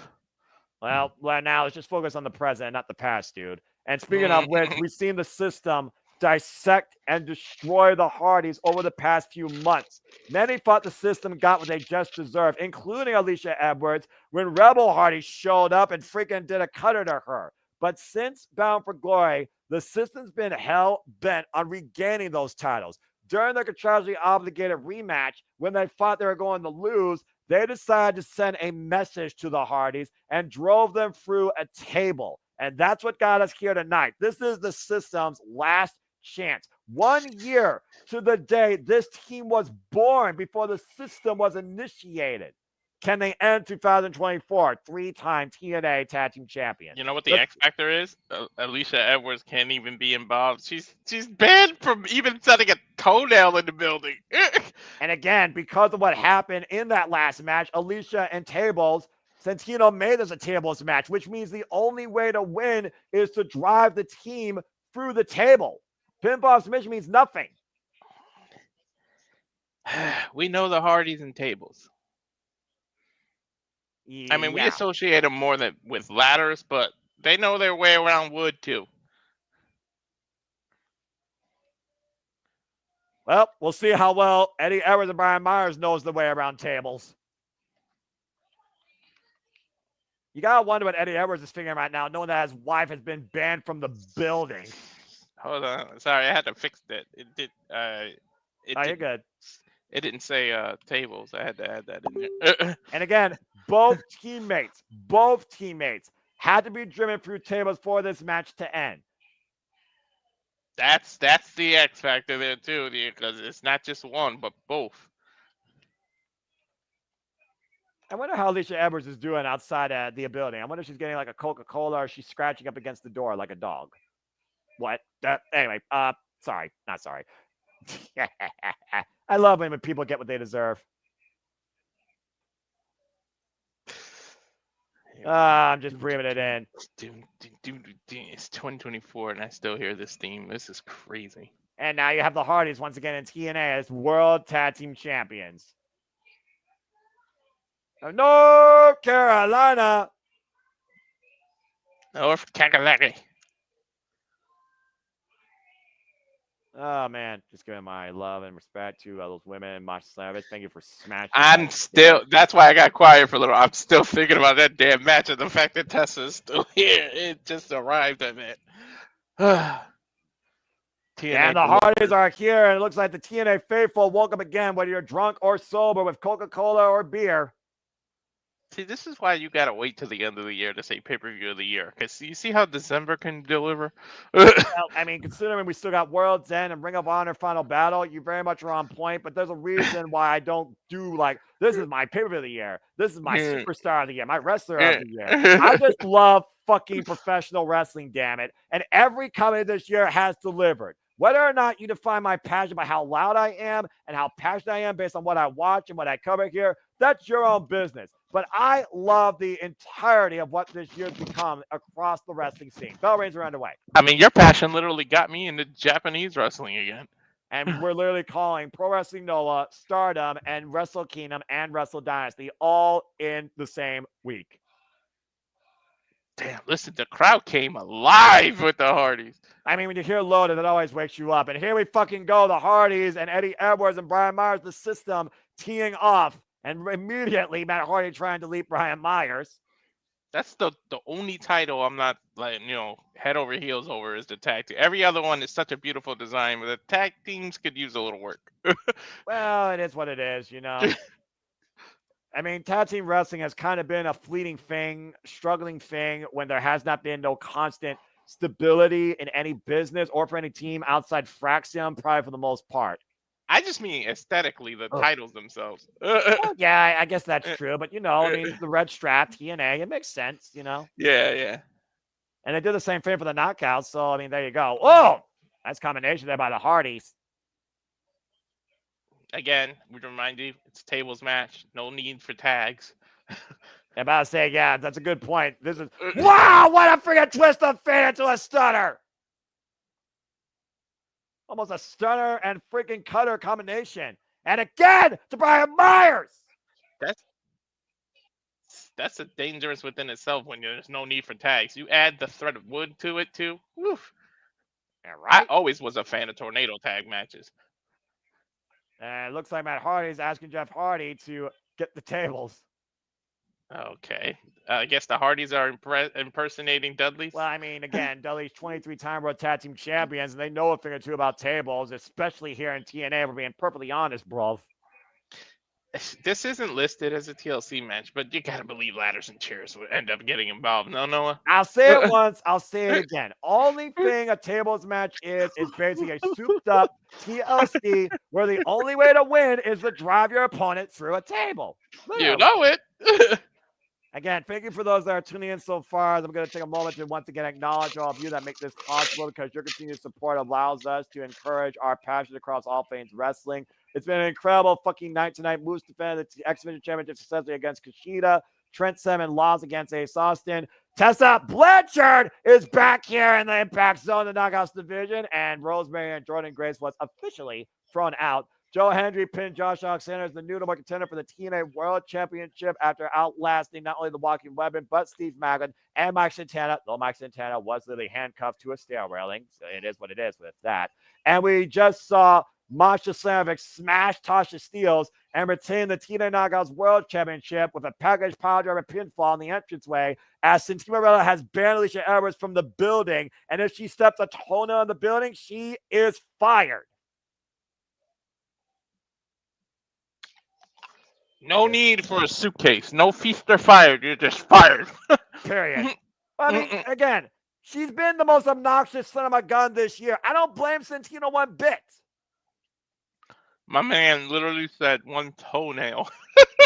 Hey, that's drawing the line in the sand as small as you could draw with a magnifying glass. I mean, I wish more people did that. Maybe then people would expect a 40. Mm-hmm. There's a lack of discipline in today's freaking culture, and Santino Marella trying to restore integrity in TNA wrestling. Oh! The sensitivity of Brian Myers just got altered there with that impromptu communication, and Matt Hardy setting up a table. Oh, yeah, and I almost forgot. Jake Something, incredible effort, but the Rascals beat Jake Something and PCO and Semi Callahan in triple threat tag team action, and the number 23 was teased again. Uh-oh. And it's Superplex, but Eddie Edwards pulls the table out of the way. And again, that would have took Myers out, and Eddie Edwards would have been in a handicap. So it's extremely crucial, Walter, for one of these two teams to wipe out at least one of their opposition. Boston Knee Party to Jeff Hardy. Mm-hmm. And again, for those that are tuning into our simulcast coverage, as of course, on the other side of things, we are coming Winter is Coming Rampage. We'll be back here tomorrow. Coming Winter is Coming Collision, along with Saturday night's main event as this weekend continues. Oh! Into a spear by Myers. And it looks like the system have isolated Matt Hardy, I think, to be the first target for the table here, Walter. Yeah.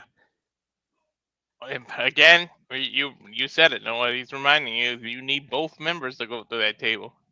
And the audience chanting F the system, and I agree. Uh-oh. Are they going for that crucifix? That's exactly what they're going for. Matt Hardy driven through the table. Doesn't matter. You need both. But that's one, Walter, and that means Jeff Hardy is stuck now in a handicap. Yeah, but guess what? There's no rules. If Matt Hardy can recover, he can interfere all he wants. I guess that's a fair point as well. Oh! Did he just hit him with a bear can? What? That is correct. You said anything goes, so anything's usable. That's fuck, I guess. I mean, you literally just ate your own crow, dude. Just admit it. You literally ate your own crow. Exactly. But damn, a bear can? I mean, you know, you can grab whatever you can find. Again, two tables being set on the outside here. Dangerous intentions for the system. And they're confronting our special guests here tonight. I almost forgot about them. Mm-hmm. I'm just glad Alicia Edwards is not out here to interfere. Yeah, you and me both. The most annoying thing in TNA, not named by elegance, has been banned from the building. Keyword banned from the building. And again, after what happened at Turning Point, Santino Marella is justified. That crooked son of a gun was banned by the referee, and she came back. She blatantly disrespected the ref's authority, and you don't do that. You know what? The referee could have threw out that match for her not listening. You're lucky they gave her leniency. The referee is, I'm about to say, I mean, literally, Alicia Edwards could have threw up the entire main event in front of the capacity crowd at WrestleCade. Imagine what that would have done to TNA's business, MO. That's what I mean. The referee could have said, you know what, you don't want to listen, and the whole match is thrown out, and you did the system a disservice. And of course, we got to talk about again Eddie Edwards, Brian Myers. Literally, this team was born last year, Walter, at Final Resolution. But the system was born at TNA Hard to Kill. And the system are currently previously 2-time TNA Tag Team Champions, faced Alicia Edwards each time and beating the ABC. And as much as I don't want to admit it, the system has been dominant. There's no denying it. They've been the constant force trying to hold TNA hostage since TNA returned. And of course, Moose was accomplished in successfully retaining the X Division Championship. And JDC beat Leon Slater during the countdown. They literally, there was a point where they literally all held gold. Oh, dear God. Oh, not again. Not from the ramp. Crucifix bomb again. From the ramp. Oh, but good to my Lord. point earlier, there's no rules. Matt can just show right back up. I mean, again, twist up fits Eddie Edwards on the ramp, to your point. And Matt Hardy fighting against Brian Myers. Let's not forget, Matt Hardy and his wife were taken out by the system. And Jeff Hardy was as well. Uh-oh. Wait, Matt, what are you doing, you crazy man? What, Matt, don't do it, Matt. Oh, dear God. One bulldog for the apron for the tables! But that won't count because Matt is not an authorized member of the match anymore. But you just said there's no disqualification, so it does count. Brian Myers is eliminated. We're down to 1-on-1. He's eliminated? It counts? Okay. Yes, it counts. Okay. Take another look at this. The bottom line, you just got to put both members of the team through tables. That's it. Matt Hardy's gone through a table. Brian Myers has gone through a table. We're down to Eddie Edwards and Jeff Hardy. Yeah, so it's not really eliminated. It's just once the other two go through, it's over. Exactly. Yeah. Jeff Hardy finding new life thanks to Matt Hardy's sacrifice of life and limb. Ain't that a freaking normal thing for a Hardy brother? Hey, this may be Revolution, but we know sacrifice is a thing in TNA. And we know Sacrifice will be back next year. We got an official date, and JJ's going to have to add that to the trailer, and I'm sure he's annoyed already by that, but it is what it is. El Paso, Texas? I believe that is correct. Knife Edge shop right now, but Edwards to Jeff Hardy, and of course, becoming Sacrifice with so much more come 2025. Again, folks, stay tuned for the watch-along trailer. Tomorrow night, we'll catch up to speed because we are far from done, and we are certainly got a huge beginning come 2025 for the Simply Liable Studios watch-along schedule alone, and that is not the only content you can expect from this channel. I have the updated one. I'll show it at the end of Revolution. All right, that's up to you. Driven face first into the apron goes Eddie Edwards, and Jeff Hardy staying on the attack. And of course, Jeff and Matt Hardy came back to TNA earlier this year when Jeff Hardy came back after Matt Hardy failed to beat Moose in a broken rules match for the TNA World Championship. And they just inked a new deal. After they won the TNA Tag Team Championships at Bound for Glory in a triple threat ladder match. Or Full Metal Mayhem, excuse me. All the same thing. Full Metal Mayhem, tables, ladders, chairs. After a year and all the watch-alongs we do, everything kind of just merges together, Noah. Pretty much there's matches with disqualification and matches without it. What the hell? Again, this is what Edwards does. He loves to instigate the fan. Oh! What the hell? You don't. Okay, first off, don't put your hands on a damn wrestler. Yes, and also you don't put your hands on a fan. That guy just got thrown out of the building, and rightfully so. He instigated it, though. Yeah, but still, there's non-verbal instigation, and there's that fan-wrestler interaction, Walter. You know what, though? If I was him, I would have told him just leave him there, just because I reacted. Just leave him. Don't even kick him out of the building because I also reacted. Yeah, and you don't put your hands on the people that literally you go there to pay to see, even if you don't like the character. There's no excuse. Bottom line, you know what? You're an idiot too. Not you know. You're an idiot because you know how much a front row ticket costs, and you just really flush it down the fucking toilet. I mean, TNA is still much more affordable than anything WWE, but I do understand what you mean. But still, front row is still a little more expensive. I agree. Again, what a dumbass. Maybe he was drunk. Who knows? He's not justified for his actions. Running again with the elbow drop. Let's get back here to the thing that's important, not the dickhead that's going to be a Twitter twat. Oh, no, wait. I take that back. Twat waffle. We just got our first twat waffle. Anyway, hashtag twat waffle, trending worldwide. Back elbow strike by Jeff Hardy to Eddie Edwards. Out of the corner. Might be looking for Whisper in the Wind from the charismatic Enigma. And somehow Matt Hardy and Brian Myers are trying to stir new life into themselves. How the hell are those two moving? Oh!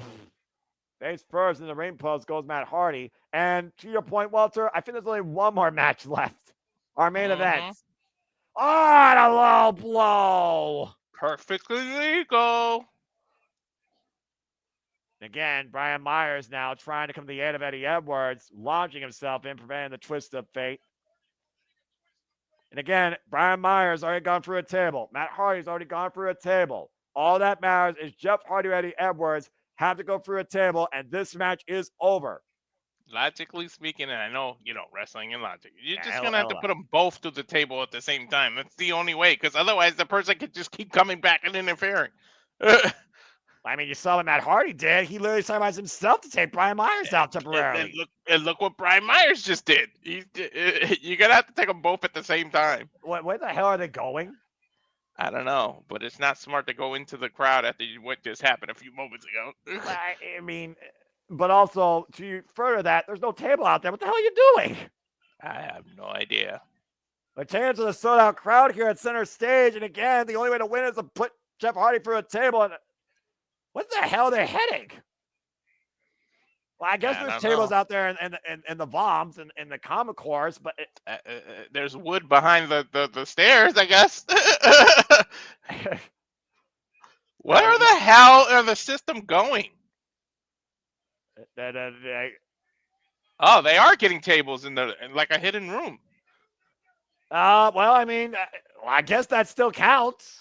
Oh, don't tell me they're going to throw him through the table from that elevated part of the stair. I really, really hope that you didn't just jinx Jeff Hardy to risk his own life.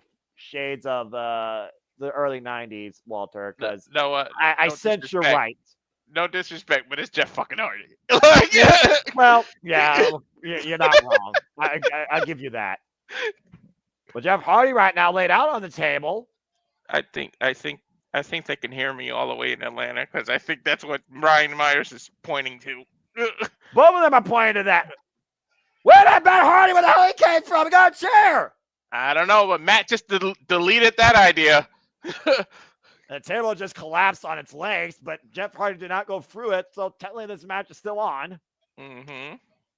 Jeff Hardy has not gone through a table. I repeat, Jeff Hardy has not gone through the table. The table broke. No, the table just collapsed under his weight. Exactly. The match is going to continue in this closed entranceway. Oh, hello! Jeff on the face of freaking Brian Myers, and they get rid of the busted up table. Please be careful. Please be careful. Dong, hello. And again, the trying to drop that table safely down out of harm's way. This is a very dangerous here. And there's another table. Where the hell are they getting these tables from? Anything involving the Hardys is dangerous. It might be dangerous just sitting here calling it from the safety of our own homes, Noah. Well, as fans and bystanders, even virtually, you care about the well-being of even the most crooked individuals because all they play is a character. I just hope that Walter. I told you, Walter. I swear to you, I don't have an earpiece in any wrestler's ears. It's just I see what is gonna come happening. And remember, if any of us go through the table, the system loses. But wait a minute, Noah. I guess it's an offensive move. If Jeff does this, he puts himself through the table too. But literally, they would both be going through. It'd be over. So either way, the champs retain. Yeah, it's true. Jeff Hardy, you gotta be joking! Swanton bomb off the balcony. The Hardys retain. Noah, my crystal ball still works. Fucking crazy idiot. I knew it was coming. You can see it from a mile away. The setup was too perfect. The system is down and out. And Jeff. the Hardys retain in this tables match at Finals Resolution. Jeff, just remember, you're pushing 50, dude. Like, what the fuck? Absolute insanity. Jeff Hardy literally throwing caution to the wind and himself threading Edwards through the table. Man, Jeff Hardy still TNA World Tag Team Champions. That's what the titles mean to them. That's one hell of a way to encapsulate your fire resolution. Damn. Jeff Hardy, you're one fucking loco human, man. That's putting it politely.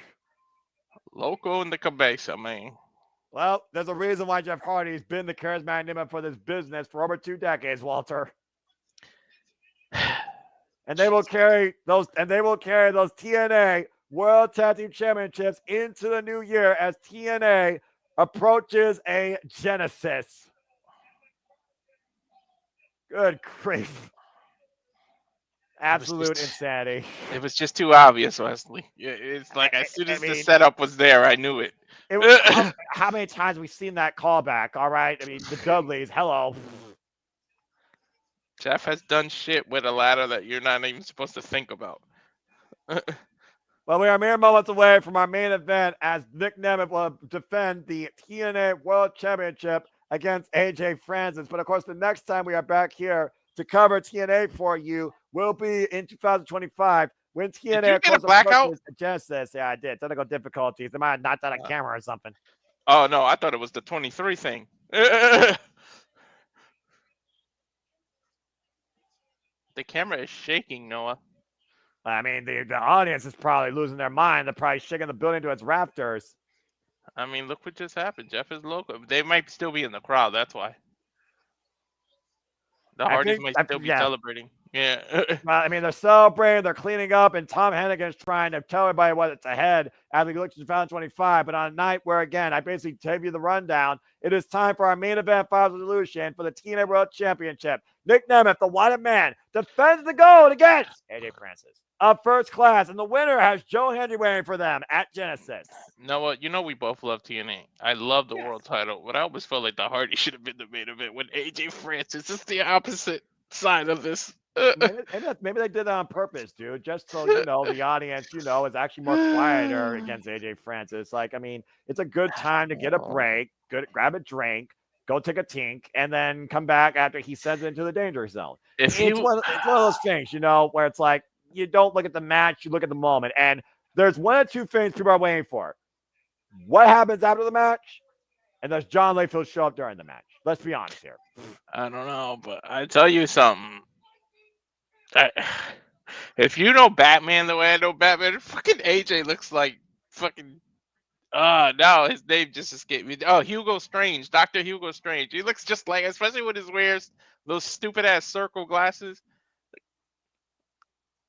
Yeah, well, I mean, there are other analogies you could say about this towering giant man who's invaded TNA this year at Hard to Kill and has made a name for himself and what feels like a career resurgence for him. Former Digital Media champion as he looks to be TNA World Champion 2025, why Nick Nemeth was reborn from the ground up, showing why he is better than perfection and how damn good he is. Now the face of TNA has been a constant fighting TNA World Champion. Well, Joe Hendry banned him from diving. If this is a piece of shit match, then I'm going to ban him from main eventing. Well, JJ is on point earlier. It's not about the championship. It's about the performance. And AJ Francis, time to put up or shut up. Let's take a look now at the tail of the tape. There you see the height and the weight differential, over 100-pound plus weight differential. Down payment and TFL, AJ Francis finishing moves, while Nick Nemeth has the danger zone and the super kick. AJ, though, played for 6 NFL franchises, though, for 5 years. And, of course, he purchased a title, but was also a TNA Division Media champion. While Nick Nemeth is a former AAA Mega champion, IWGP Global Heavyweight champion, multiple time WWE Heavyweight champion, and now our current TNA World champion. And he put this company on his back.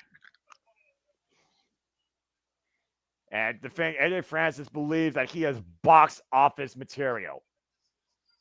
And he might literally bring that to fruition tonight if he wins the TNA World Championship.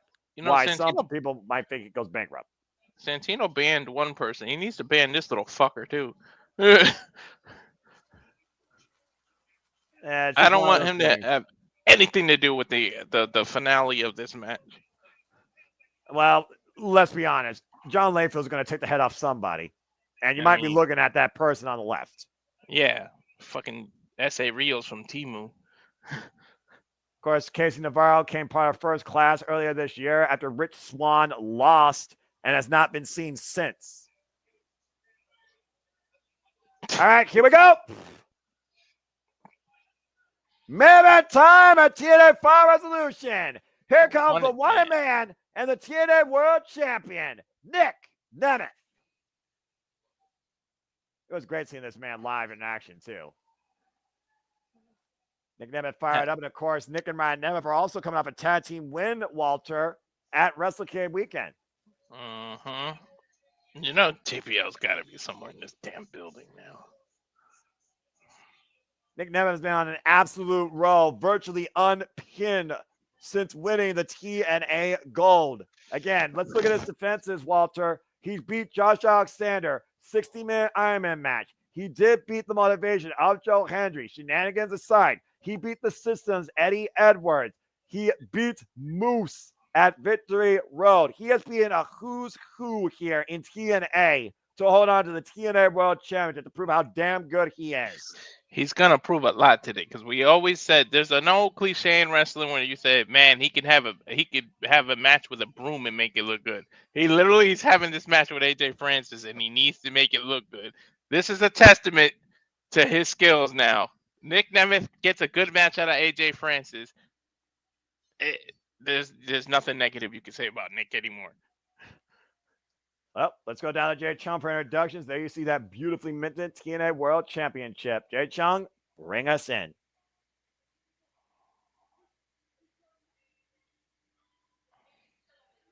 Been a wild-ass fucking incredible night for 2.5 hours, by the way, might I add. Oh, my God. We still got 2 weeks to go this year. 3 weeks. It ain't over, folks. No, but this is TNA's final stop of 2024. Then we go on the road to Genesis. Again, 330 pounds. AJ Francis, he outweighs Nick Nemeth by 124 pounds. Big advantage. And he's got a 5-inch height advantage. And Nick Nemeth has felt that devastating choke slam already. I will give him that. He's got one of the best looking choke slams in the business. Ohio represent! Far better than Logan Paul. I love the emphasis on defending because, boy, has this man been a fighting fucking champion. This is the epitome of what a champion should be. You want a fighting champion to represent your company. Hey, I'll give Goofer and Cody Rhodes credit where credit is due. They've been fighting champions as well. Their just stories have been far more cinematic than match quantity based. There you see the TNA World Championship hoisted up. That's what it's all about here. Too bad you can't say the same about Judgment and the damn tag team titles. Well, I mean, if we got First Class here, you got Street Chats there. Bell rings are underway. Bell rings, Nick Nemeth, AJ Francis, TNA World Heavyweight Championship. Here we go. It's going to be interesting to see if Nick Nemeth can actually launch himself high enough and bring AJ down hard enough with the danger zone, that zigzag, that freaking neck breaker. Well, you got to get AJ into that danger zone. Again, you talked about it before. Oh, and a massive headbutt. A super kick just dropped AJ. Just like that, the cover gets a 1 count. Whoa. They didn't see that coming. And again, Nick Nemeth has to stay on top of AJ Francis. To your point, Walter, you don't have the graphic up out of the way. Again, it's the giant of TNA that Nick Nemeth is fighting against here. And he just kicked out at 1 after that ridiculous sudden offense. And immediately going for the sleeper hold, jumping on AJ Francis' back with a rear naked choke. AJ Francis right now literally trying to throw Nick Nemeth off and does so. Went for the sleeper. No way. No way. Nick Nemeth, no way. And again, the back. There's no way. And oh, man, big running shoulder block. Takes down the champion. You got to wait a minute. Oh, great. Now I got 2 crooks on my screen. The Call Your Shot Gauntlet winner, Frankie Kazarian, taking a ringside seat of the TNA World Championship match.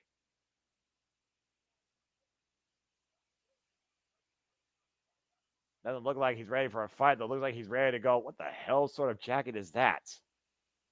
I've heard of ugly Christmas sweaters. That's the most ugliest Christmas blazer. Meanwhile, AJ Francis going up to the second rope.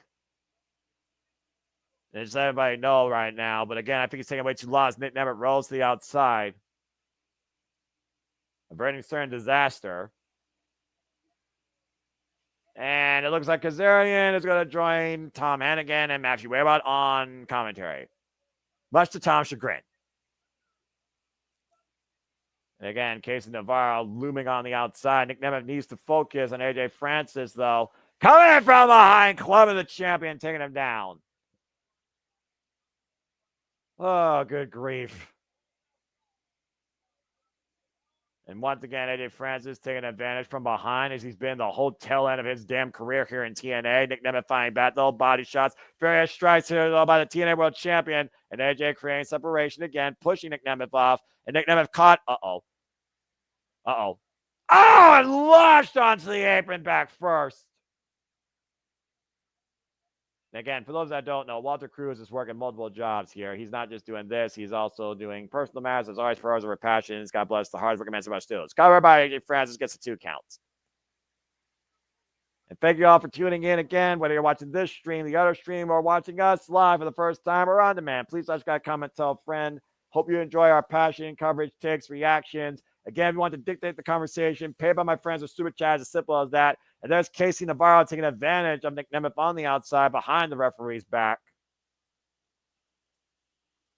And of course, this is what Nemeth speculated to happen. And of course, he knew it was coming. And AJ right now might be looking for that massive choke slam.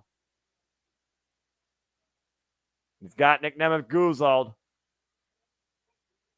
Again, might be jaw-jacking too much, hoisting him up. Nick Nemeth fighting back, though. Launching up forward, looking for that DDT, and Nemeth thrown off by AJ. Went for that big boot. And once again, Nemeth hoisting up AJ Francis, but falls. Covered by AJ. Kick out at 2. Damn, supervisor calls. I mean, it is what it is, bro. Mm-hmm. It ain't like you missed much. You just saw Kazarian, the ugliest thing I've ever seen, during commentary, and AJ Francis taking control of Casey Navarro. Well, at least they picked the AJ Francis match to call me. You know, that's fair. There are worse things to be distracted by. And look at this. Nick Nemeth immediately grabbing the sneaker of AJ. Oh, I thought he was going to dive. I was going to say, don't you know you're banned from diving, bro? Well, he was going for a Vader bomb, I think, at this point. Now, wait a second. What the hell is Nick Nemeth going for here? Look at AJ Francis. Uh-oh. Cheeky Nando's. So when Nick wins, does he become the Cheez-It champion too? Double champ? You know, I don't know if he's a Cheez-Its fan, but I wouldn't mind. Oh, no way. No way. He's literally going to powerbomb someone that weighs 50 pounds more than him. He did a huge powerbomb kick on that, too. I mean, the man is ripped. No, look at that. Yeah, take another look at the replay, though, man. And again, to your point, that's 120 pounds crashing down. Hey, when the ropes help, the ropes help. No. And especially when you disorientate your opponent. And now Nick Nemeth looking for those perpetual elbow drops to the heart of AJ Francis. Just driving these elbows in to the heart of AJ. Looking to stop this box office attraction, quote unquote. And we know that he loves. We got to be unbiased. I'm gonna put my personal aside and hope that AJ. Personal? Who's to say we're personal? I mean, we're just literally calling what we see, and he is banned from diving because Joe Hendry said it. I have no idea what you're talking about. Up to the top turnbuckle, and Nick Nemeth looking for a big shot out of the corner here. I don't know what he's waiting for. He's waiting for AJ to get up. And he got caught out of midair for it. Could have dropped him if he wanted to. Massive boot. Turns Nick Nemeth sideways. What an idiot. That was your chance to do your choke slam. And he got a 2 count for it. Why would you not choke slam him when you're grabbing him like that? Well, I mean, again, Walter, how many World Championship matches has AJ Francis been involved in his career? I was going to say maybe that's why. And it's the inexperience. Bingo. But again, right now, we see Nick Nemeth, the world of trouble here, as AJ Francis is applying his power against him here in a cravat. Yeah, I mean, he's literally ripping his jaw. Like, I mean, it's effective. Simple, but effective. Again, Nick Nemeth going into what I believe is his 6th title defense here tonight at Final Resolution, launching himself in the corner into AJ Francis.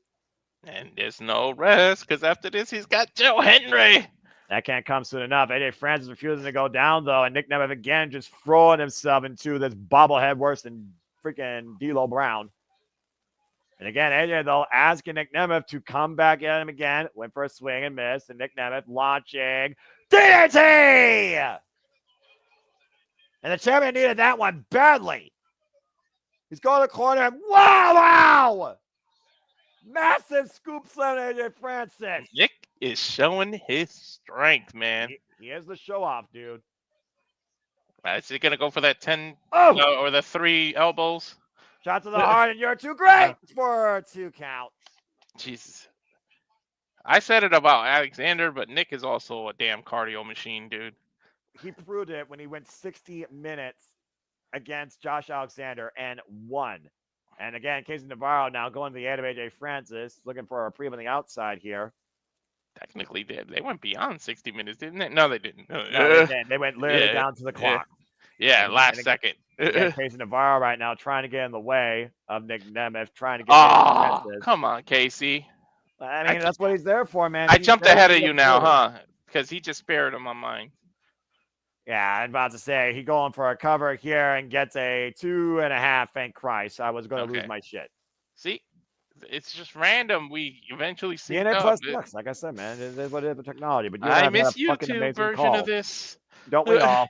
It's part of the reason why I don't watch TNA live anymore. I just watch it on Internet Archive or DVR. Plus, when I'm home. That was a massive spear, though, by AJ Francis. I'll give credit to the former NFL player.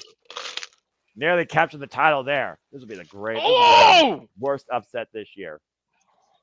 Now lining him up. Oh, my gosh! He literally, so much momentum in that knee that he flipped over the damn rope. And he didn't flop for once in his career.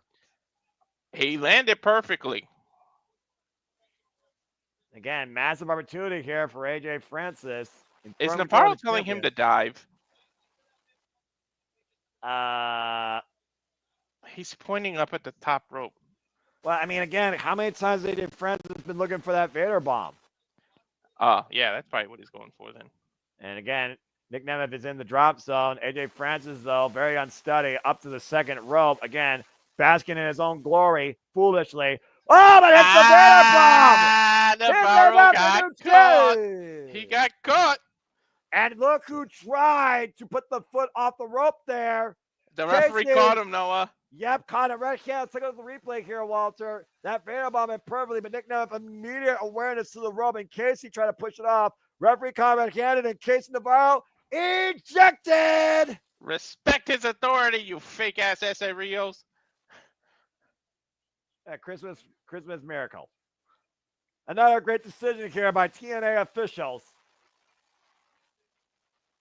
You got to do it all on your own, Mr. Francis. Yeah, you've been your box office. Now prove your worth, or are you just literally bargain bin? You got money all over your outfit. It's time to put your money where your mouth is. That money's bigger than what Monet wears. And what now? What is AJ Francis looking for here?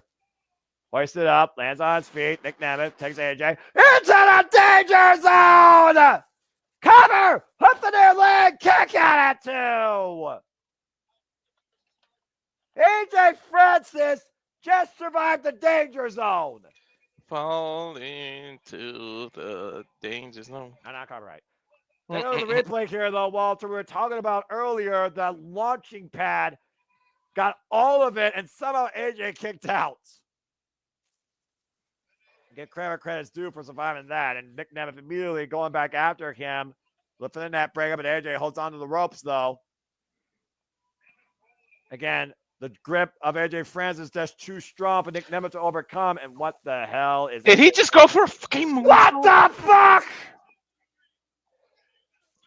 Yes, he did. Famouser! Got all of it. Cover that idiot. Can he do it? Can he do it? Kick out at 2. Okay, look at the replay of a moonsault off the second rope, I believe it was. That 330-pound giant crashing and bobbleheading and survived a famouser afterwards. A bit of a stalemate now. Both men down right now. I'm surprised it's been this deep so far of a stalemate. Crowd getting into it. I think he's tuning up the band, Noah. Well, we know one of his finishers is a super kick. Shout out to one of his all-time faves and Shawn Michaels. Super kick to 9 and AJ blocking it, though. And they caught up on the shoulders. What the hell is this? Transition.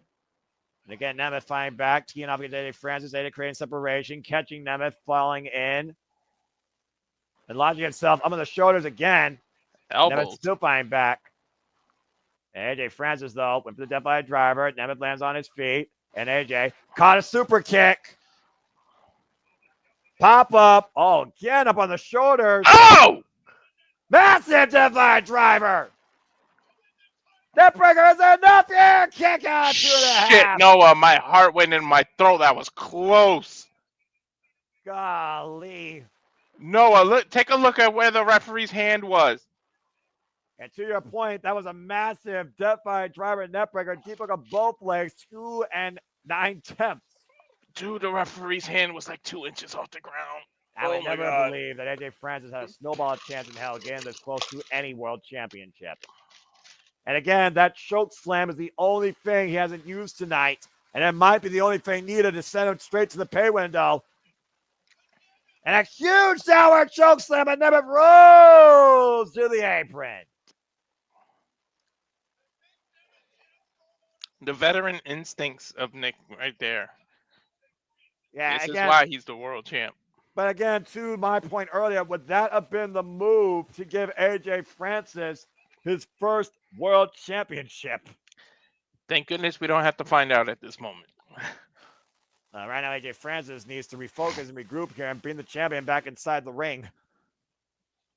Again, we've seen enough dangerous maneuvers on that entranceway. You took the words out of my mouth. I was going to say, we've seen enough stuff on the ramp. Get out of there. And Nick Nemeth fighting back again, creating separation. Now launching himself. AJ catching Nick Nemeth again. And oh, dear God.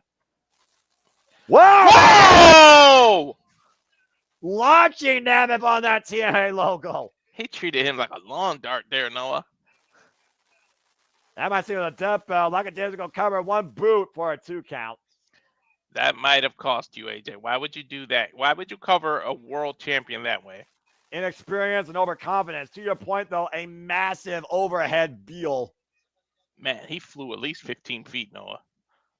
Again, the only thing. Go ahead. Ooh. I mean, you seem just flabbergasted right now with the fact that AJ has been this close to the championship. I am. I was going to say, does Nick give frequent flyer miles for that? Well, I mean, hey, he's flying first class if that's the case. AJ Francis look up Nick Nemeth. Cover the Famouser! That was a nice transition. Super kick! Danger zone. Come on, do the combo. Into the danger zone! It's over. Cover! Nick Nemeth retains! Thank God. Noah, it's to the point I got so excited, I effed up again. Botch. I never even showed the graphic. Now, wait a minute. What's in the case of Navarro here? Attack him from behind. And again, Nick attacks Nick Nemeth after the bell. And remember who's on commentary. Who's out there, Noah? Unfortunately, I don't want to say it, but Casey Navarro is laying out that title in the ring as AJ Francis and Casey Navarro are double teaming the hard-fought TNA World Champion after the match. Oh, no, wait a minute. First Class is out to make their intentions known. Can JBL just get his ass out here already, Noah?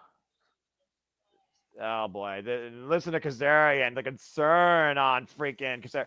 Hendry! Wait a minute! The next shot for the TNA World Championship! Do you believe? Wow! Duking it out! AJ Francis flopped over the top rope! Joe Hendry, of all people, the #1 contender, saves Nick? Goes back to that respect. Joe Hendry literally hoisting Casey Navarro on AJ Francis' arms. Now carry your ass out of the main event. Bye-bye, because we're getting what we want to see now. Yeah, this is the match everyone wants to see in TNA.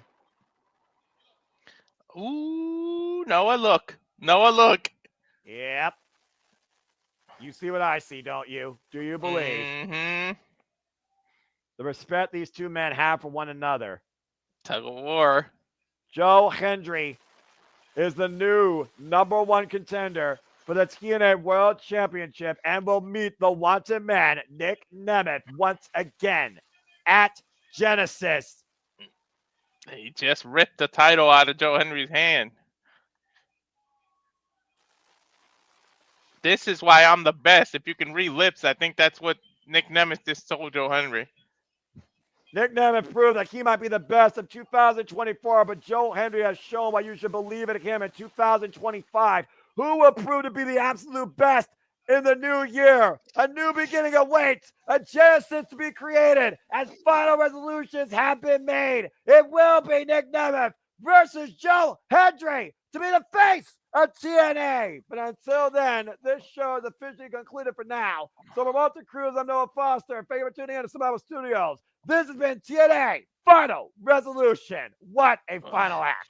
Let's take a moment to breathe this in. So I'm going to play the watch-along trailer so we can come back, give our final thoughts, and then sign off. Sounds good. Go ahead and do that. And now for a taste of things to come.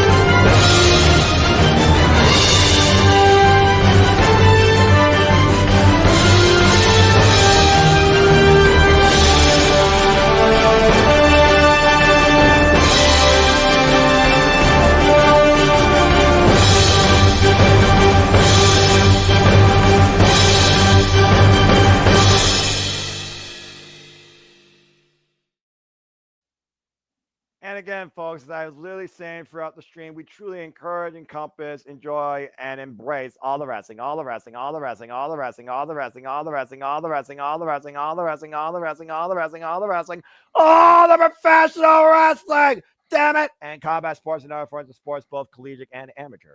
And again, we thank you all for tuning in, whether you've continued to, or this is your first time. We are the Super Reliable Studios, and we will keep you engaged across all the brands, WWE, NXT, TNA, AEW, ROH, NJPW, Independence, and so much more. Again, Walter Cruz, a phenomenal time calling this show with you, but this weekend is just getting started for us, and shout out to the Team Con. Winter is coming Rampage. We'll see you tomorrow for Collision and Saturday night's main event. So without further ado, Walter, closing thoughts, and let's get this thing closed out. Yeah, let's do a simple summary. First of all, Jeff Hardy, you're fucking crazy. Accurate. Remember, you're pushing 50, dude. AJ, take your ass away from the fucking main event, please. I never want to see this again. Appreciate that you made a career, you're doing what you love, but please, nowhere near the main event again. Go to the tag division with this fake ass bootleg SA Rios. I can't wait for the Genesis, the new beginning. Fucking Joe Hendry. We believe. Oh my God. Nick Nemeth. I don't know. Man, I can't wait to have to predict that one, Noah. I cannot fucking wait. Yeah. Knockouts division just got a boost in the arm. Like somebody on steroids. Tessa's back in TNA. Oh, Lord. Holy shit. Masha, look out. Right? And then, what's going to happen with the system? Moose seems to be the only successful one. Like, JDC, can you really count that? It was a damn preview. Like, bullshit. I mean, that match could be thrown out. But, I mean, I'm really happy with TNA. TNA knows how to do specials, I guess you would call this, because we didn't really pay-per-view. But, I mean... They know how to do they know how to do big shows, period. Yeah, exactly. But, yeah, that's pretty much my simple summary. I love that. And again, as I used to do the simple takes, phenomenal night. I definitely give match of the night to the Fatal 4 number contendership, only to literally be just above the TNA Knockouts World Championship with Masha Slamovich and Tasha Steelz. Tasha Steelz, incredible tenacity, high risk taken, devastating offense delivered, and a hell of a fight brought to Masha, who really enjoyed that in the end, as did I. And again, Moose continues to show that he is the face of the franchise for a reason. If you're going to beat him, let alone take a title from him, you got to truly show what you're willing to do. And why Kushida took an arm away from him, he still was able to spear him in the next week and beat him with a spear. Great, tenacious showing of resilience and drive by Ace Austin. Beating Trent Seminole was another great match of the night. It was just a really great night of wrestling, as again, the headlines will read, Tessa Blanchard's fucking back in TNA. Jesus Christ, all men and women, be afraid. Be very afraid. And there's so much more to come. As again, like you said, the next time we'll cover TNA, it will be Genesis. We'll get a special TNA TV show, which right now we don't have. But we know that come tomorrow, we got Saturday night's main event. Winner is coming Collision, and then Sunday, the last stop of USA brand side, New Japan Pro Wrestling, before WrestleDynasty, Wrestle Kingdom, and Start on Dream Kingdom, and the Start on Gateway show with Strong Spirit Evolve, headlined by Hazuki challenging Mercedes Moné for the NWW Strong Women's Championship. So there's still a whole lot more fucking incredible shit to come here at Slip Studios and out of the wrestling business. But for TNA, thank you. What an incredible final resolution. I look forward to the new year and continuing covering this brand too. And no John Layfield tonight, by the way. I want to put that out there. No John Layfield. Mm-hmm. But you know what we got? Say his name and he appears. I believe in Joe Hendry. Say his name. Dude, gotta loop. I didn't mean to. Stop it. No, stop it. Believe in Joe Hendry. But also, damn it! But yes, and again, folks, you believe in what TNA is going to be in 2025, even greater than what it was this year since the rebirth of the brand, as they approach their 1-year anniversary next year at Genesis since the return to the TNA banner. Hope you all enjoyed the ride, but until next time, we're not going to redundantly plug stuff because we got all the plugs, all the shills, all the updates to do tomorrow night. So I think, yes, like Walter said, we're going to simply close this thing out. Thank you all for tuning in, but until next time, I bid you all now a fine adieu. On behalf of the entire Slip Studios, he's Walter Cruz. I'm Noah Foster. We'll see you tomorrow night for Saturday night's main event and Winners Coming Collision. But until then, as always, make a positive impact in life and have a good night. And respect people's authority. Damn it!